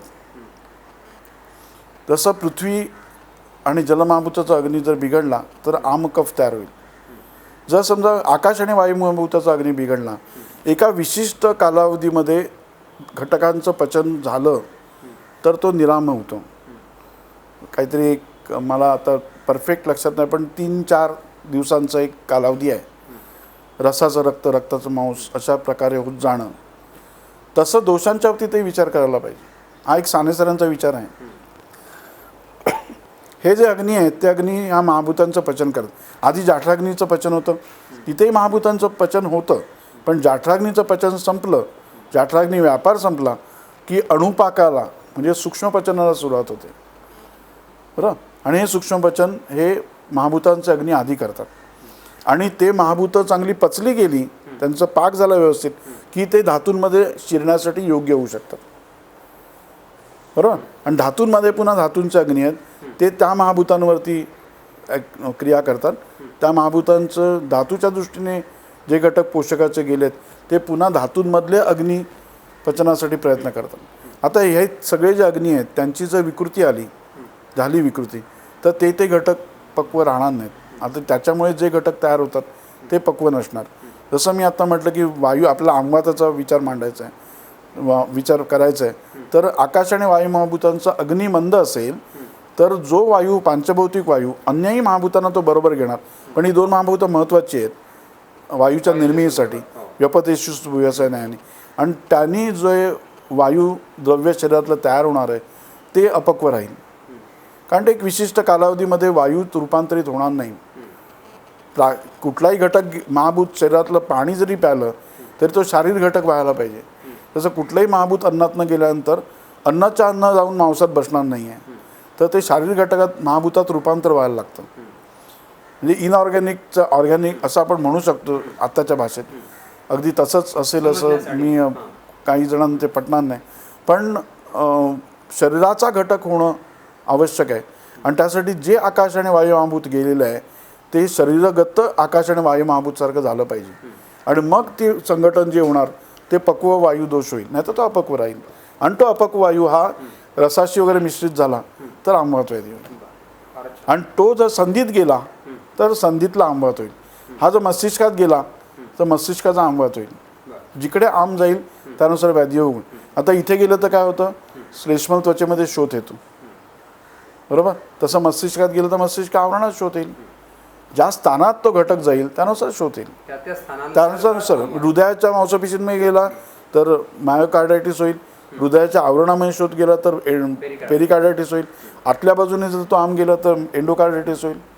तर ही आम ही संकल्पना आहे. अशा प्रकारे आपला विचार करता येईल. आता मूत्राचा आणि जे मल बाहेर पडतात त्यांचाही अग्नी आहे. उदाहरणार्थ RBC मृत झाले, मलाची एक संकल्पना फार छान आपल्याकडे व्याख्या आहे. परिपक्व झालेले धातूचा मल आहेत, प्रकुपित दोष हे मल आहेत, परिपक्व झालेले धातू मल आहेत. काही घटक शरीरात निर्माण झाले तर ते शरीरातून बाहेर पडायलाच तयार असतात, जसे पुरुष मूत्र वगैरे ते मल आहेतच, बरं. म्हणजे ख मार्गाने बाहेर पडणारे वगैरे सगळे जे आहेत ते मल आहेतच. पण काही घटक असे प्रकुपित दोष हे मल आहेत. परिपक्व धातू हे मल आहेत. धातूचं परिपक्व झाले की मल या स्वरूपात शरीराच्या बाहेर पडतात. उदाहरणार्थ RBCचा आपण विचार करू, जे आता मॉडर्न सायन्सने सिद्ध केले की 120 दिवस लाईफ आहे. म्हणजे ते मेले तर प्लीहेज जातील, त्याचं विघटन होईल त्यातल्या घटकांचं. काही घटक मल त्याज्य भाग म्हणून टाकून दिला जाईल. काही घटकांचा पुन्हा दुसऱ्या त्याच धातूसाठी निर्मितीसाठी उपयोग होईल. आपण फळाचा विचार करू, कच्चं फळ आहे, फळ पिकलं, अतिशय पिकलं, परिपक्व झालं, मग ते झाडावरनं सुटून खाली पडणार, मग त्याचं विघटन होणार. काही घटक मातीत विरून जातील, मातीत मृत्तिका स्वरूप होऊन जातील. आणि काही बीजवगैरे घटक आहेत ते घटक वाऱ्याने पाण्याद्वारा कुठेतरी जातील, दुसरीकडे झाड उगवेल. तसंच ह्या RBCतल्या घटकांचं होईल.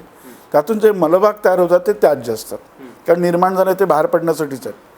आता हा घटक यकृतात जाऊन त्याच्यावरती अग्नीचे संस्कार व्हावे लागतात, मग ते जलविलयनशील होतील. तोपर्यंत ते जलविलयनशील नसतात. हे पाण्यात विरघळले की मग ते मलाबरोबर मिश्रित होऊन त्याला रंग देऊन गंध देऊन मला वाटे बाहेर पडतील. काही भाग त्यातला ॲब्सॉर्ब होतो, पुन्हा तो वृक्कांकडे जातो आणि मूत्रावाटे बाहेर, म्हणून मूत्राला ईषत गंध आहे, पित्तवर्ण आहे.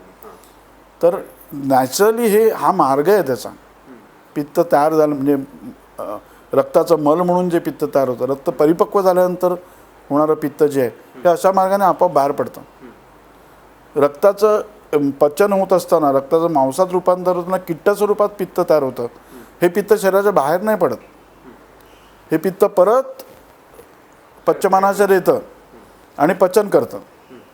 त्यामुळे एक झालं मलरंजक पित्त जे रक्तातून मलस्वरूपात तयार होतं, आणि एक झालं रसरंजक पित्त जे पाचक पित्त. आणि आमाशयातही रंजक पित्त आहे आणि लिव्हरमध्ये रंजक पित्त आहे. त्यामुळे ती रंजक पित्त रसरंजक पित्त आहेत. आणि रक्ताणू मेल्यानंतर तयार होणारं जे पित्त आहे जे मलमार्गाने मूत्रमार्गाने बाहेर पडतं, हे ह्याला शारंगाने रंजक पित्तच नाव दिलं आहे. आणि तुम्ही चरकसंहिता बघितली तर रुद्रपत्त कामाला जे वर्णन केलं आहे तिथे तुम्हाला पुरुषवर्ण श्वेतवर्चस्व का होतं, मलरंजक पित्ताच्या अभावात. हे मलरंजनाचं काम करणारं जे पित्त आहे ते जे बिलिरुबिन वगैरे आहे, बिलिवर्णिन काय सर्कोबिलिरुबिन वगैरे त्याचा अभाव आहे कारण त्या स्रोतरोधामुळे परत रसात गेलेलं आहे, बरोबर.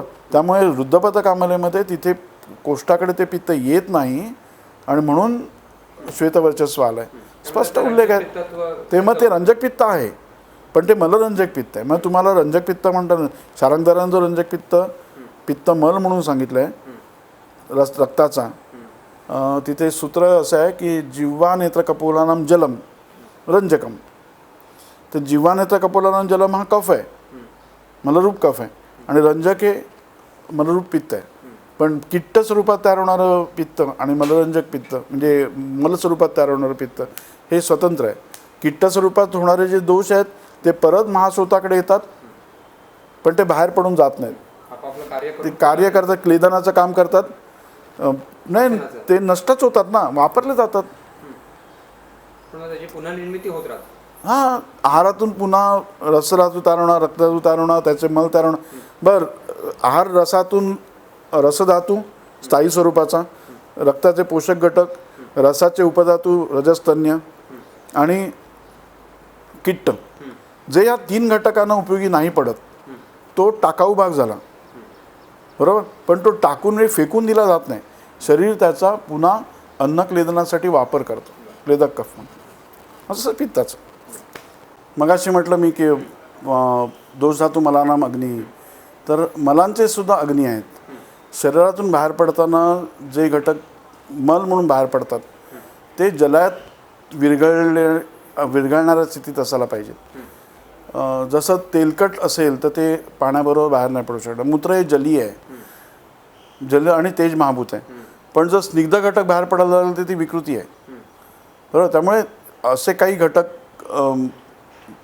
जे मूत्रावाटे बाहेर पडतात त्यांना परिवर्तित करून घ्यायला लागतं. म्हणजे उदाहरणार्थ जसं मी रक्तापासून तयार होणाऱ्या मलाच्याबद्दल बोललो, तर तसं उच्छ्वासावाटे बाहेर पडणारी वाफ म्हणा किंवा डोळ्यातून बाहेर पडणारं बाष्प म्हणा. आता मगाशी मी म्हटलं की जिव्हा नेत्र कपोलानाम जलम, आता पुढे रसजंबलम, म्हणजे तिथे आपल्याला जो वाक्यशेष करायला लागेल, म्हणजे जो वाक्यातला भाग राहिला आहे तो पूर्ण करायला. म्हणजे प्रत्येक मल सांगितले आहेत, तर जलीय भाग जो आहे रसाचं काम काय पोषण करत राहायचं, आणि पोषण करता करता जे महत्त्वाचे भाग संपतात त्याच्यानंतर जलीय अंश जास्त राहतो आणि तोच कफ म्हणून सगळीकडे ओलावा निर्माण करत बाहेर पडतो. हां, जर सातत्याने बाहेर कुठून पडतो तो ऊर्ध्व मार्गाने, उच्छ्वासावाटे किंवा तोंडावाटे किंवा डोळ्यावाटे जो जलीय अंश बाष्प स्वरूपात किंवा जलीय स्वरूपात बाहेर पडतो. उदाहरणार्थ जर समजा सातत्याने डोळ्यातून आपल्या बाष्प बाहेर पडत आहे, ते जर बाष्प वाढलं तर डोळ्यातून अश्रू बाहेर पडते.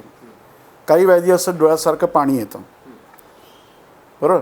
ते जर का पाण्यासारखं असेल तर ठीक आहे, नाही तर ते चिकटा असेल तर ते साम असतं. प्रमेहात बऱ्याचदा लोक सांगतात चिकटपणा असतो, डोळे चिकटतात किंवा डोळ्यातनं चिकट पाणी येतं, तर बघायला पाहिजे प्रमेहात सामता वाढली आहे का. हे कफाचा अग्नी आपल्याला तपासायला पाहिजे, बरं. जसं उच्छ्वासावाटे बाष्प बाहेर पडतं, आपल्याला माहिती आहे की श्वासोच्छ्वासातून बाहेर वाफ स्वरूपात बाहेर पडतं, पण ती वाफ होऊन बाहेर नाही, काही बाहेरच्या तापमानाचा परिणाम म्हणून वाफ होऊन बाहेर नाही पडली आणि फुफ्फुसात साठली तर तोच कफ फुफ्फुसामध्ये साठून कासादी व्याधी निर्माण करणार. तसं तोंडावाटेचा बाष्प म्हणून बाहेर पडतं. आपण व्यवहारात म्हणतो तोंडाची वाफ दळू नको, बाटचं बडबडायला लागलं की. तोंडावाटेचा आपला जलीयांश येतो, जे ओलावा निर्माण केलेला असतो तो ह्या मलरूप कफामुळेच आहे असं म्हणायला हरकत नाही. आता इथे ओलावा तोंडात असलेला कफ कुठला आहे, बोधक कफ आहे. पण रसबोधनाचं काम करणारा तो बोधक कफ धातू स्वरूपात झाला, पण जो ओलावा नुसता निर्माण करतो आणि वाफ होऊन बाहेर पडतो तो मलरूप कफ झाला. जो रसाचा काम संपला आता, म्हणजे मगाशी आपण रक्तपरिपक्व म्हटलं तर रस परिपक्व झालं. आता रसाचे पोषक घटक वापरून घेतले, आता जो जलीयांश प्रधान घटक राहिला आहे, थोडंसं इकडे तिकडे मिठाचं प्रमाण किंवा काहीतरी असू शकेल, असा जो भाग राहिला आहे तो मग बाष्प म्हणून बाहेर पडत राहतो. तो वाढला तर मग अश्रू किंवा नासास्राव किंवा मुखस्राव होऊन बाहेर पडेल, लाळ म्हणून बाहेर पडेल, प्रसेक. आणि मग कफाची दृष्टी झाली तर बऱ्याचदा अक्षिस्राव, नासास्राव, प्रसेक ही लक्षणं आपल्याला दिसायला लागतात, बरं. तर मलस्वरूपात कफ हा इकडून बाहेर पडत असतो. पण तो पाण्यासारखा असतो. तर तिथे सुद्धा त्या कफाच्या अग्नीचं काम करायला लागतं त्यांना, तर तो जलविलयनशील होईल. असं मूत्रसुद्धा जर जलविलयनशील झालं नाही तर वृक्क त्यांना बाजूला सेपरेट करून काढू शकणार नाही. तो जो घटक आहे तो शरीरात तसाच राहील आणि मग त्याच्याबरोबर शरीरातून बाहेर पडणारे मलही राहतील. जलीय अंशही पूर्ण बाहेर नाही पडू शकणार. मग असे घटक जर वृक्क विकृती आली तर बाहेर गाळले जाणार नाहीत. पण वृक्क विकृती नसताना जर मूत्र असेल तर हे घटक बाहेर पडणार नाहीत आणि ते शरीरात साठतील आणि ते मग वृक्कविकारांसारखीच लक्षण निर्माण करतील. आता तैजस घटकही हे मूत्रामध्ये आहेत. मूत्राचं काम काय आहे? क्लेद काढून टाकणं. पण त्याच्याबरोबर आणखीन एक काम आहे की शरीरातलं जे तेज महाभूत आहे त्याचं जे संतुलन आहे ते स्वेद आणि मूत्र करत असतात. बरं, ग्रंथकाराने म्हणून मूत्र हे जलीय आणि तैजस सांगितलं आहे. समजा मूत्र निर्मिती झाली नाही, प्रवृत्ती म्हणताना मूत्र निर्मिती झाली असेल पण बस्तीत साठून ती प्रवृत्ती होत नसेल, पण मूत्र निर्मितीच झाली नाही, मूत्र सामता असेल किंवा वृक्क विकृतीमुळे असेल, तर जे तैजस घटक बाहेर पडायला पाहिजे ते पडणार नाहीत, जलीय घटक पडणार नाहीत. जल आणि तेजाचं शरीरातलं जे संतुलन व्हायला पाहिजे ते होणार नाही आणि ते वाढल्यामुळे मग ती महाभूतं त्या दोषांची विकृती निर्माण करतील. जर तैजस जे घटक मूत्रावाटे बाहेर पडतात ते नाही पडले तर काय होणार? पित्त वाढवणार. बघा लक्षणं काय होतात. भ्रमादी लक्षण दिसतात की नाही? जर हेच द्रव्य, आता थोडंसं आपण छर्दीकडे जाऊ. वृक्कावाटे जर पदार्थ बाहेर नाही पडले तर ऊर्ध्वगामी होतील, ते आमाशयाकडे पहिल्यांदा येतील, तिथे साठलं तर छर्दी होईल. अशा छर्दीला अधोमार्गाने जर का स्रोतरोध झाला तर जर आमाशयाकडे घटक येतील आणि ऊर्ध्वमार्गाने बाहेर पडतील, त्यावेळी कधी पुरुषगंधी येईल किंवा मूत्रगंधी येऊ शकेल. तुम्ही छर्दीच्या अध्यायात त्याचं खास करून वर्णन येतं. जर पुरुषवत स्रोताचा अवरोध असेल अर्शादी कारणांनी आणि उलटी झाली तर ती पुरुषगंधी असेल. आणि वृक्कात जर का अवरोध असल्यामुळे मूत्रनिर्मिती झाली नाही आणि छर्दी होईल, ती त्याला मूत्राचा वास येईल. छर्दीच्या अध्यायामध्ये आलेलं आहे. नाही, छर्दीमध्ये हे जे वर्णन केलं आहे ते जे घटक अधोमार्गाने म्हणजे स्वेद, पुरुष आणि मूत्र व स्रोतसात जर अवरोध झाला. आता स्वेदवाटे जे बाहेर पडणारे घटक आहेत ते बहुतांशी मूत्रावाटे थोडेसे इकडे तिकडे आहेत, पण त्याला मूत्रगंधच येणार स्वेद बाहेर नाही पडला तर. त्यामुळे मूत्रगंध किंवा पुरुषगंध येऊ शकतो. आता पुरुष व स्रोत अवरोध झाला तर पुरुषगंधी येईल, मूत्र व स्रोताचा अवरोध झाला तर. पण हेच आमाशयात साठलेलं बाहेर पडेल, हे छर्दी होईल. हेच वर गेलं हृदयावर परिणाम होतील, पुढे वर गेलं मस्तिष्कात जातील, भ्रमादी लक्षण दिसेल, माणूस मोहात जाईल, मूर्छित होईल. आता युरेमियाची लक्षणं बघा, हिक्कफ वगैरे सगळी लक्षणं तशीच आहेत. जर तुम्ही जे ह्या छर्दीची लक्षणं बघितली त्याच्यातली सगळी लक्षणं किंवा ह्याच्यामध्ये हिक्का लक्षणही आलेलं आहे. तुम्ही जे श्वासाचं आहे, मगाशी आपण म्हटलं की मर्माघात असतो छिन्न श्वासात, तिकडे सुद्धा हिक्का लक्षण दिसतं. बरं, त्यामुळे आपल्याकडे व्याधी असं एका ठिकाणी वर्णन नाही केलं. मूत्राचं पचन अग्नीद्वारा झालं नाही आणि साममूत्र निर्माण झालं म्हणजे पक्वता नाही आली आणि ते मूत्र जर व्यवस्थित बाहेर नाही पडलं तर तेज आणि जलाचं संतुलन होणार नाही. तेज आणि जलमहाभूत शरीरात साठतील, त्याच्यामुळे पित्त आणि कफाचा प्रकोप होईल, कुठेतरी कफ संचय होत राहील, पेरिकार्डियल इफ्युजन होईल वगैरे वगैरे. या अवस्थेमध्ये उपचाराची दिशा कशी असेल? कठीण काम आहे, कठीण काम आहे. कारण असे पेशंट आल्यानंतर मी एक ज्येष्ठ वैद्य आपल्याकडे होऊन गेले, त्यांना मी सहज ही कंडिशन सांगितली की असं असं आहे, नसते देऊन टाका, जवळच्या मार्गाने दोष काढून टाका. पण त्यांनी सगळं तत्काळ म्हणजे ब्रेनकडे समजा जलीयांश पित्त साठतं आहे तर त्यांना ताबडतोब काढून टाकण्याच्या दृष्टीने आत्तेची किस्सा म्हणून ठीक आहे. पण नंतर वृक्काचं हो वृक्काची सामता कमी होण्यासाठी जी औषधं वापरायला पाहिजेत ती नाही वापरली तर मूत्रनिर्मिती होणार नाही. तिथे मूत्रद्रव्य देऊन काम नाही होत. लॅसिक्स वगैरे सारखी किंवा जी आधुनिक मूत्रल औषधं ती देऊनचं काम होत नाही. मग शेवटी डायलिसिस करत बसतात. पण मग वृक्कातले किंवा मूत्रातलं सामत्व घालवणं या ठिकाणी आयुर्वेदाची उपचाराची दिशा कशी असेल? हां, एक आहे की चंद्रप्रभा किंवा अशा प्रकारची जी औषधं आहेत त्यांच्यामध्ये मूत्रपाचक औषधं आहेत, शिलाजीत वगैरे सारखी आहेत, त्यांच्यामध्ये ती वापरून नागरमूत्राचा उपयोग होईल. बेलपत्र आहे, बरं. अशा काही गोष्टी आहेत की जे अजून पूर्णपणे त्याच्यावर. त्याच्यावरती काम व्हायला पाहिजे. पण मूत्रपाचक अशी औषधं विचारात घ्यायला लागतील आणि ती जल आणि तेजमहाभूताची जी पचन करणारी द्रव्ये जी आहेत ती द्रव्ये या ठिकाणी ही आपल्याला दिशा देता येईल की ते देशात- जलपाचक आणि तेजपाचक तेजपाचक औषधं असायला ते मूत्रपाचनाचं त्यातलं काम सामर्थ्य कमी करतील, करणारं काम करतील. पण म्हणायचं असं की अग्नी हा व्यापक विषय आहे, हं. फक्त जाठराग्नीचा विचार करून चालणार नाही. आणि 13 अग्नीत सुद्धा बाकीचे अग्नी लपलेले आहेत ना. जलमहाभूत तेजमहाभूताचा अग्नी मूत्राच्या ठिकाणी आहे, स्वेदाच्या ठिकाणी आहे. तर हे जे लपलेले अग्नी आहेत त्यांचाही विचार आपला करणं आवश्यक आहे. काय चिकित्सेच्या दृष्टीने गरजेचं आहे. सर, आजचे मॉडर्न लाईफस्टाईल डिझिजेस की ज्यामध्ये हायपरटेन्शन, हाय ब्लड प्रेशर, उच्च रक्तदाब हा एक आधुनिक विकार आहे आणि ज्याचा उपचार आपण आयुर्वेद वैद्य सुद्धा करतो. तर उच्च रक्तदाबाकडे बघण्याचा आयुर्वेदाचा दृष्टिकोन जाणून घ्यायला आम्हाला आवडेल. उच्च रक्तदाबाचं वर्णन असं आपल्याकडे आयुर्वेदात नावाने केलेलं नाही आहे. पण 24वा जो अध्याय आहे, शोणितविधी अध्याय आहे, त्याच्यामध्ये जी लक्षणं सांगितली आहेत, डोळे लाल होणं, चिडचिडेपणा येणं वगैरे ही सगळी जी लक्षणं आहेत, ती लक्षणं बहुतांशी रक्तदाब वाढल्याने दिसतात. इथे फक्त रक्त न म्हणता रसरक्त 2 घटक विचारायला घ्यायला लागतील. आणि त्या 2 घटक साहचर्याने जात असल्यामुळे त्याचा दाब हा रक्तवाहिन्यांवर किती पडतो, म्हणजे रक्त वाढलं, मगाशी आपण रक्तपित्त म्हणत होतो, तर त्यावेळेला रक्ताचं प्रमाण वाढतं. शोणितमी स्वप्रमाणेनं अतिवर्तते, प्रमाणता वृद्धी होते. त्याच्यात आता लवण रस हा रक्तवृद्धिकर सांगितला, एक मजेशीर भाग. तर लवण रस हा रक्त नाही वाढवत. म्हणजे कोणी जर करायला लागलं की सोडियम क्लोराईड देऊया आणि हिमोग्लोबिन वाढतं का बघूया, असा प्रयोग जर कोण करायला लागला तर नाही आहे. तिथे रक्ताची वाढ म्हणजे प्रमाणता वृद्धी आहे. कारण सोडियम क्लोराईड हे पाणी शरीराकडे ठेवून घेतं आणि त्यामुळे रसातलं जलीयांश वाढतं आणि मग टोटल व्हॉल्यूम वाढतं. त्या प्रकाराने होणारा रक्तदाब आहे, त्याच्यावर हे पाणी काढून टाकण्याची चिकित्सा करायला पाहिजे. त्या मगाशी आपण मूत्रपाचक वगैरे जे म्हणत होतो त्यात पुनर्नवाष्टक वगैरे सुद्धा आहेत की जे पुरुष मार्गाने त्यातली काही विरेचक द्रव्य पुरुष मार्गाने जलीयांश काढून टाकतील.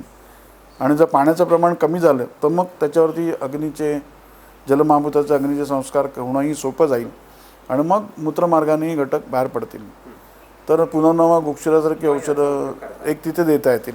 मानसिक कारणाने वाढतं तिथे मानस उपचार आपण ब्राह्मी, शंखपुष्पी वगैरे यांचा उपयोग करायला हरकत नाही. व्यवहारामध्येचा सूचक, जटामासी, सर्पगंधा यांची कॉम्बिनेशन्स मिळतात. पित्तामुळे रक्तदाब वाढू शकतो. जसं रक्तपित्तात म्हटलं जसं पाणी वाढलेलं नाही पण पित्त वाढलं आहे त्याच्यामुळे रक्तदाब वाढला असेल तर सुवर्णसूचकेसारखं औषध बरोबरीने द्यायला हरकत नाही. धमनी प्रतिचयनी सुद्धा रक्तदाब वाढतो, कारण शेवटी आतमध्ये पोकळी किती आहे, व्हॉल्यूम नाही वाढलं पण पोकळी कमी झाली, रसव स्रोतस बंदिस्त स्रोतस आहे. आणि त्यात जर समजा व्हॉल्यूम वाढलं नाही पण पोकळी कमी झाली तर सुद्धा रक्तदाब वाढू शकेल. आणि त्याचा जर असं जर धमनी प्रतिचय कुठे कुठे आहे ते शोधून काढून त्यानुसार आपल्याला गुगुळकल्प, शिलाजित कल्प वापरून तो स्रोतरोध दूर करण्याचा प्रयत्न करायला लागेल. लंघनादी उपचार करता येतील. प्रतिचयामध्ये कफाची भूमिका बरीच आहे. हो, धमनी प्रतिचय किंवा धमनी उपलेप हे 2 शब्द आलेले आहेत. आणि गंगाधार चिकेमध्ये त्याचं धमनीच्या आतमध्ये उपलेप होऊन होणारा विकार असं आलेलं आहे. तर धमनी प्रतिचय किंवा उपलेप हे विरुद्ध अन्न सेवनाने होतं, जे आजकाल बरंचसं जे काही अन्न आहे ते आपण विरुद्ध अन्न सेवन करतो. साधं कुठल्याही सामान्य माणसाला विचारा, तो दूध घातलेला चहा, चपाती, खारी बिस्किट, मारी बिस्किट, मोनॅको, 50-50 याचा मीठ असलेल्या, जास्त प्रमाणात असलेल्या बिस्किटं बुडवून खातो.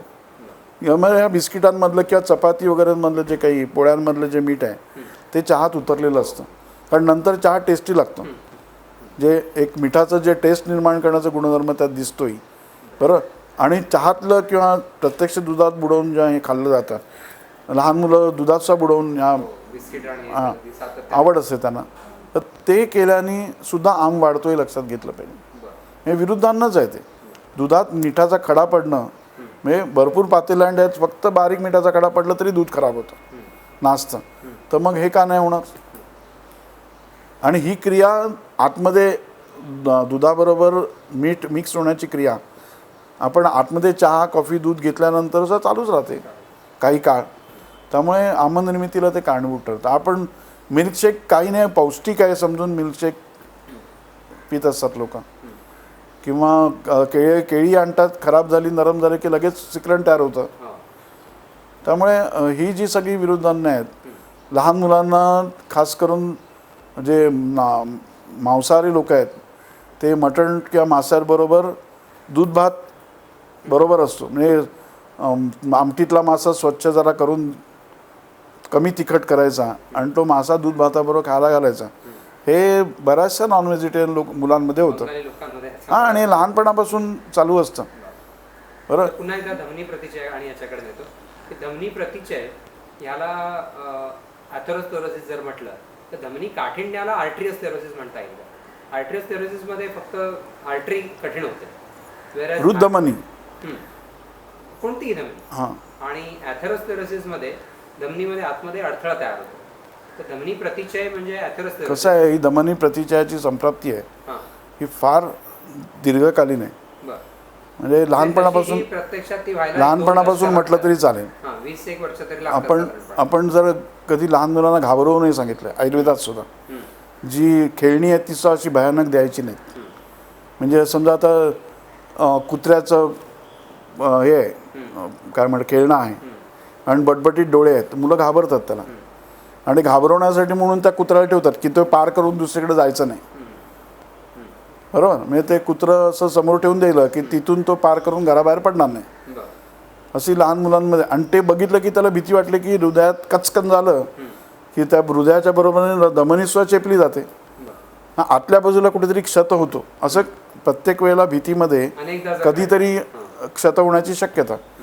आणि जर इव्हन मोठ्या माणसांमध्ये सुद्धा, म्हणजे तरुण लोकांमध्ये सुद्धा अचानक घाबरवलं तर एकदम हृदयाचा ठोका चुकला असं जे काही वाटतं त्याच्यामध्ये हृदय अचानक आकुंचित होऊन प्रसारण होतं. त्यावेळी कधीकधी हृदय धमन्यांच्या आतमध्ये एखादा छोटासा क्षत होतो आणि तो शेवटी धमन्या आहेत त्या पटापट भरण्याचा, खास करून हृदयाच्या धमन्या भरण्याचं काम चालू होतं. ते सिमेंटिंग जे काही चालतं ते रक्तवाहिन्या ह्या अश्रुजहा कंडरासिरा म्हटलं असलं तरी, मेधसा स्नायूसंभवा म्हटलं असलं तरी, मेदातल्या स्निग्ध भागाचं ज्या पचन होतं त्या खरं भागापासून स्नायू आणि स्निग्धपासापासून शिराधमन्यांचं पोषण होतं. म्हणजे त्यांचं गामित्व आहे, मेदाचंही गामित्व आहे. तर तो मेद धमन्यांकडे जातच असतो. जर हा अपरिपक्व असेल, आयुर्वेदामध्ये अशा हे जे आता फास्ट फूड आपण म्हणतोय जंक फूड, त्याला ग्राम्य आहार म्हटलं आहे. विरुद्ध अन्न वगैरे सगळं त्याला ग्राम्य आहार म्हटलं आहे. आणि त्याच्यामुळे होणारे अनेक धातूंवरचे परिणामही ग्रंथकारांनी दिलेले आहेत. बरोबर, ते त्या काळापासून सुरू झालेलं आहे. म्हणजे रसायन का करावं त्याचा उद्देश सांगितलेला आहे. पण ते आजही चालतं. तशाच प्रकारचं अन्न आजही आपण खातो, पण त्याचे वेगवेगळ्या धातूंवर परिणाम होतात. मेद हा शरीराशी स्नेहनाचं काम करण्यासाठी वापरला गेला पाहिजे. त्याच्याऐवजी कुठेतरी लिप्त व्हायला लागतो. आणि मेदात कफ आहे, कफ साम आहे, मेदही साम होणार आणि असं साम्य चिकटा येणार, त्याला चिकटायचा गुणधर्म असणार. आणि तो जर समजा अशा ठिकाणी येऊन चिकटला किंवा आधी लेपन केलं त्यांनी, जसं रस्त्यावरती येऊन पॅच मारतात आणि मग खडबडीत होतो रस्ता आणि वाहन नीट चालू शकत नाही, तसं त्या ठिकाणी रक्ताचंही व्हायला लागतं. आणि त्यातून जर जंक फूडमुळे मेद आणि कफ जर साम असेल आणि त्याचा उपलेप होत राहिला, मार्गावरच सुरू होणार. त्यातून पुढे मेदाचं रूपांतर अस्थित होणार आहे, हेच चुकणार नाही. मग त्या अस्थिचे हे चिकटलेल्या मेदाचंही अस्थित रूपांतर म्हणजे काठीण्य व्हायला सुरुवात होते. तर काही आम्लरसात्मक फळं आपण त्यासाठी खाल्ली पाहिजेत. म्हणजे जी पथ्यकर, जसं डाळिंब आहे जे पथ्यकर आम्लरस आहे, कोकम आहे, किंवा काही फळांमध्ये आपल्याकडे त्याला फलाम्ल म्हटलं आहे, अशी द्रव्य बऱ्याच ठिकाणी वापरायला सांगितलं. पित्त प्रकोप होणार नाही अशा प्रकारे आंबट फळं, आंबटपणा असलेली फळं, आवळा, कोकम. हा आहे, तो अर्थ मनप्रिय सुद्धा आहे आणि हृदयाला हितकर सुद्धा आहे. तर हे काठिण्य जे आहे, कारण जसं आपण आंबट पदार्थ खाऊन खाऊन दातसुद्धा खराब होतात, हाडांमध्ये ठिसूळपणा यायला लागतो, तसं हे आम्ल पदार्थ हृदयामध्ये अस्थिभवन होऊ देत नाहीत, काठिण्य निर्माण होऊ देत नाहीत. कोलेस्ट्रॉलची निर्मिती आपण जर मगाशी लक्षात घेतली तर आज HDL कोलेस्ट्रॉल वाढवणं हे शरीराला उपकारक आहे, हृदयाला संरक्षक आहे. ते HDL वाढवणं आणि LDL कमी करणं हा उपचार आयुर्वेदाच्या दृष्टीने कसा करता येईल? गुग्गुळ कल्प आहेत. शिलाजीत आणि गुग्गुळ यांचे कल्प या कामासाठी उत्तम आहेत. तर त्रिफळा बरोबर, त्रिफळा रसायन म्हणा, गुडूची ही द्रव्ये जी आहेत त्या द्रव्यांबरोबर त्रिफळाचे आणि आपल्या गुग्गुळाचे आणि शिलाजीताचे कल्प वापरले पाहिजे. म्हणजे मी तरी व्यवहारात ते वापरतो. हे पण चिरकालीन चिकित्सा आहे, बरेच दिवस घ्यायला लागते. असं होणार नाही की पॅरासिटामॉल घेतले आणि ताप उतरला आणि असं होणार नाही. आणि आहे ते लेपन कमी किती होईल नाही सांगू शकत, पण ते लेपन वाढू नये ह्या दृष्टीने आपला प्रयत्न जरूर करता येईल.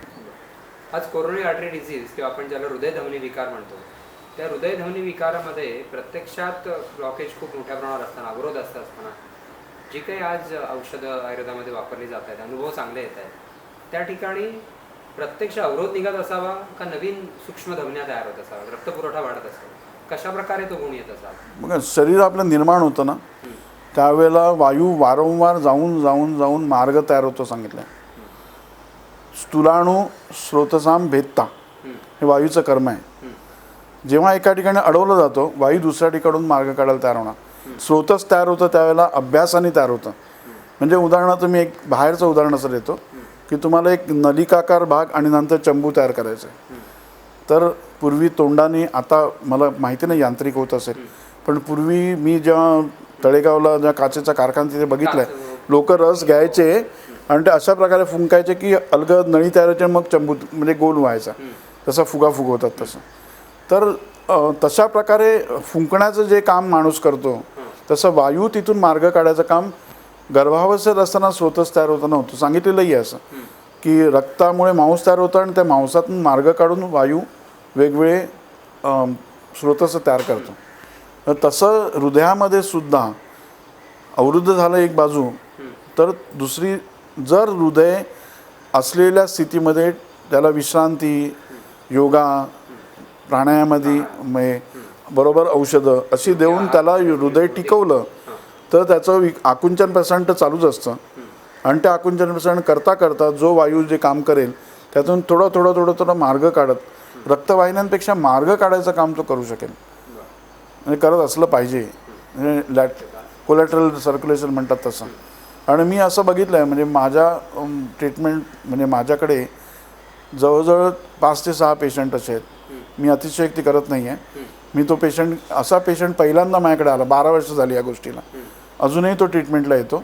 कुर्ल्याला राहणारा, 10 पावलं चाललं की धापा टाकायचा आणि ची गोळी घ्यायचा, काय तुमचं वाझोडायलेटर, सॉर्बिट्रेटची गोळी घ्यायला लागायची. आणि त्याच्यामुळे पित्त व्हायचं, डोकं दुखायचं, आपलं माहिती आहे, उपद्रवही आहे. तर त्याला रिक्षाने किंवा असा प्रवास करणंच, गाडीनेच प्रवास करावा लागायचा.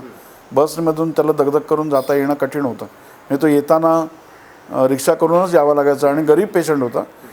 तर त्याला मी त्यावेळेला असं एक होतं, जवळजवळ 12 वर्षापूर्वी मी बृहत्वा चिंतामणी, अंतरकर सरांनी काम बरंच केलं होतं. तर बृहत्वा चिंतामणी अर्जुन किंवा काही तत्सम द्रव्यांबरोबर घोटून मी द्यायचो. कुठून तरी त्याला नाव कळलं, तो माझ्याकडे आला आणि त्यांनी सांगितलं मला हे रिपोर्ट्स आहेत आणि मला तुम्ही ट्रीटमेंट द्या. तर मी बघितलं हे नाही ट्रीटमेंट करू शकत, 100% ब्लॉक आहे, मी नाही करू शकत हे ट्रीटमेंट. तो म्हणाला सर मी नाहीतरी मरणार, माझ्याकडे पैसे नाहीत, मी अँजिओग्राफी हे समजलं, प्लास्टिक करू शकत नाही आणि मी बायपासही करू शकत नाही, तुम्ही जे काय कराल ते करा. मी बृहत्वा चिंतामणी आणि अर्जुन दिलं. 2 महिन्यांनी पेशंट सांगायला माझ्याकडचे पैसे संपले. मी एक वैद्याकडे काम करत होतो, त्यांनी ते वारले आणि त्याच्यानंतर त्यांचा मुलगा काय वैद्य नव्हता म्हणून त्यांनी काही औषधं मला देऊन टाकली आणि सांगितलं तुला काय वापरायचं ते वापर. त्यात बृहत्वा चिंतामणी होतं ते वापरलं. नंतर बायकोचं मंगळसूत्र फक्त आहे ते मी गहाण टाकलं. 3 महिने मी औषध केलं. आता मला हे शक्य नाही आणि दिवसेंदिवस ह्याची औषधं किंमत वाढत चालली आहे. सोन्याची किंमत वाढते तशी. पण त्या 2 महिन्यामध्ये त्याला काय उपयोग होता? बऱ्यापैकी उपाय म्हणजे असं की जे काही सॉर्बिट्रेट त्याला जितक्या वेळाने घ्यावं लागायचं त्याच्यात तो जास्त चालू शकला. म्हणजे म्हणजे थोडंसं असं की पायऱ्या चढल्या दम लागतो, सॉर्बिट्रेट जिभेखाली का असं जे व्हायचं ते त्याचं अंतर वाढलं, बऱ्यापैकी वाढलं. म्हणजे नंतर तो रिक्षाने यायच्याऐवजी बसने येऊ शकला, ती दगदग तो सहन करू शकला. मला म्हटलं बघ, मी काही तुला खात्री देत नाही, मी देतो ती औषधं घेऊन बघ. मलाही खात्री नव्हती, मी 12 वर्षापूर्वीचं सांगतोय. आता मी बृहत्वचिंतामणी फार कमी वापरतो. त्या माणसाने मला शिकवलं की बृहत्वातच वापरायची गरज नाही आहे. तुम्ही हृदयाचं जे आकुंचन प्रसारण आहे त्याची संख्या कमी करा आणि हृदयाचं विक्षेपण बल वाढवा, एवढा विचार त्यावेळी केला. आणि त्याला अर्जुन प्रामुख्याने, त्याच्याबरोबरने पुनर्नवा म्हणा किंवा दालचिनी वगैरे सारखी काही औषधं जे जे काही हृदय होऊ शकेल अशी देऊन, त्याच्यात मी यवक्षार टाकलं की हृदय रक्त पातळ राहावं या दृष्टीने. पहिल्यांदा अवेलेबल होते ते क्षारांपैकी यवक्षार सहज अवेलेबल होतं. आता मी त्याच्यामध्ये पलाशक्षार वापरतो. रक्तपित्त सांगितलं, रक्ताची गुठळी असेल तर क्षार वापरा, पण ते पित्तप्रकोप होणार नाही. कमलनाल क्षार आहे, पारावत विष्ठा आहे किंवा पलाश क्षार आहे. पलाश क्षार अवेलेबल होतो आहे, त्यामुळे ते वापरतो आहे. आणि तो माणूस आजही, मी ॲलोपॅथीची औषधं पूर्णपणे बंद नाही केली, पूर्ण बंद केलेलं नाही, पण त्याचं प्रमाण कमी झालं. म्हणजे औषधांचं प्रमाण कमी झालं. सॉर्बिट्रेट तो खिशात ठेवतो, प्रत्येक वेळी त्याला तोंडात टाकायला लागत नाही. हां, किंवा त्याची जी काही इतर औषधं आहेत हृदयाला बल देणारी, ती त्याला, किंवा रक्तदाब कमी करणारी औषधं जवळजवळ त्याची बंद आहेत, त्याला घ्यावी लागत नाही आहेत. पूर्वीचा त्याचा ॲलोपॅथीचा खर्च कमी झाला त्याच्यावरती, आणि एवढं करूनही त्याला दम लागायचा. आज ती औषधं प्रमाण कमी करूनही त्याला धाप लागत नाही आहे आणि बऱ्यापैकी तो फिरू चालू शकतो आहे. मार्केटिंग करतो, चालत जाऊन मार्केटिंग करून हातात वजन घेऊन घरी येतो. त्याच्यानंतर त्यांनी पाठवलेले पेशंट असे 5-6 पेशंट झालेत, आणि एक्झॅक्टली मला संख्या नाही सांगता येणार, पण बऱ्यापैकी 100% ब्लॉकवाले असे पेशंट झालेत.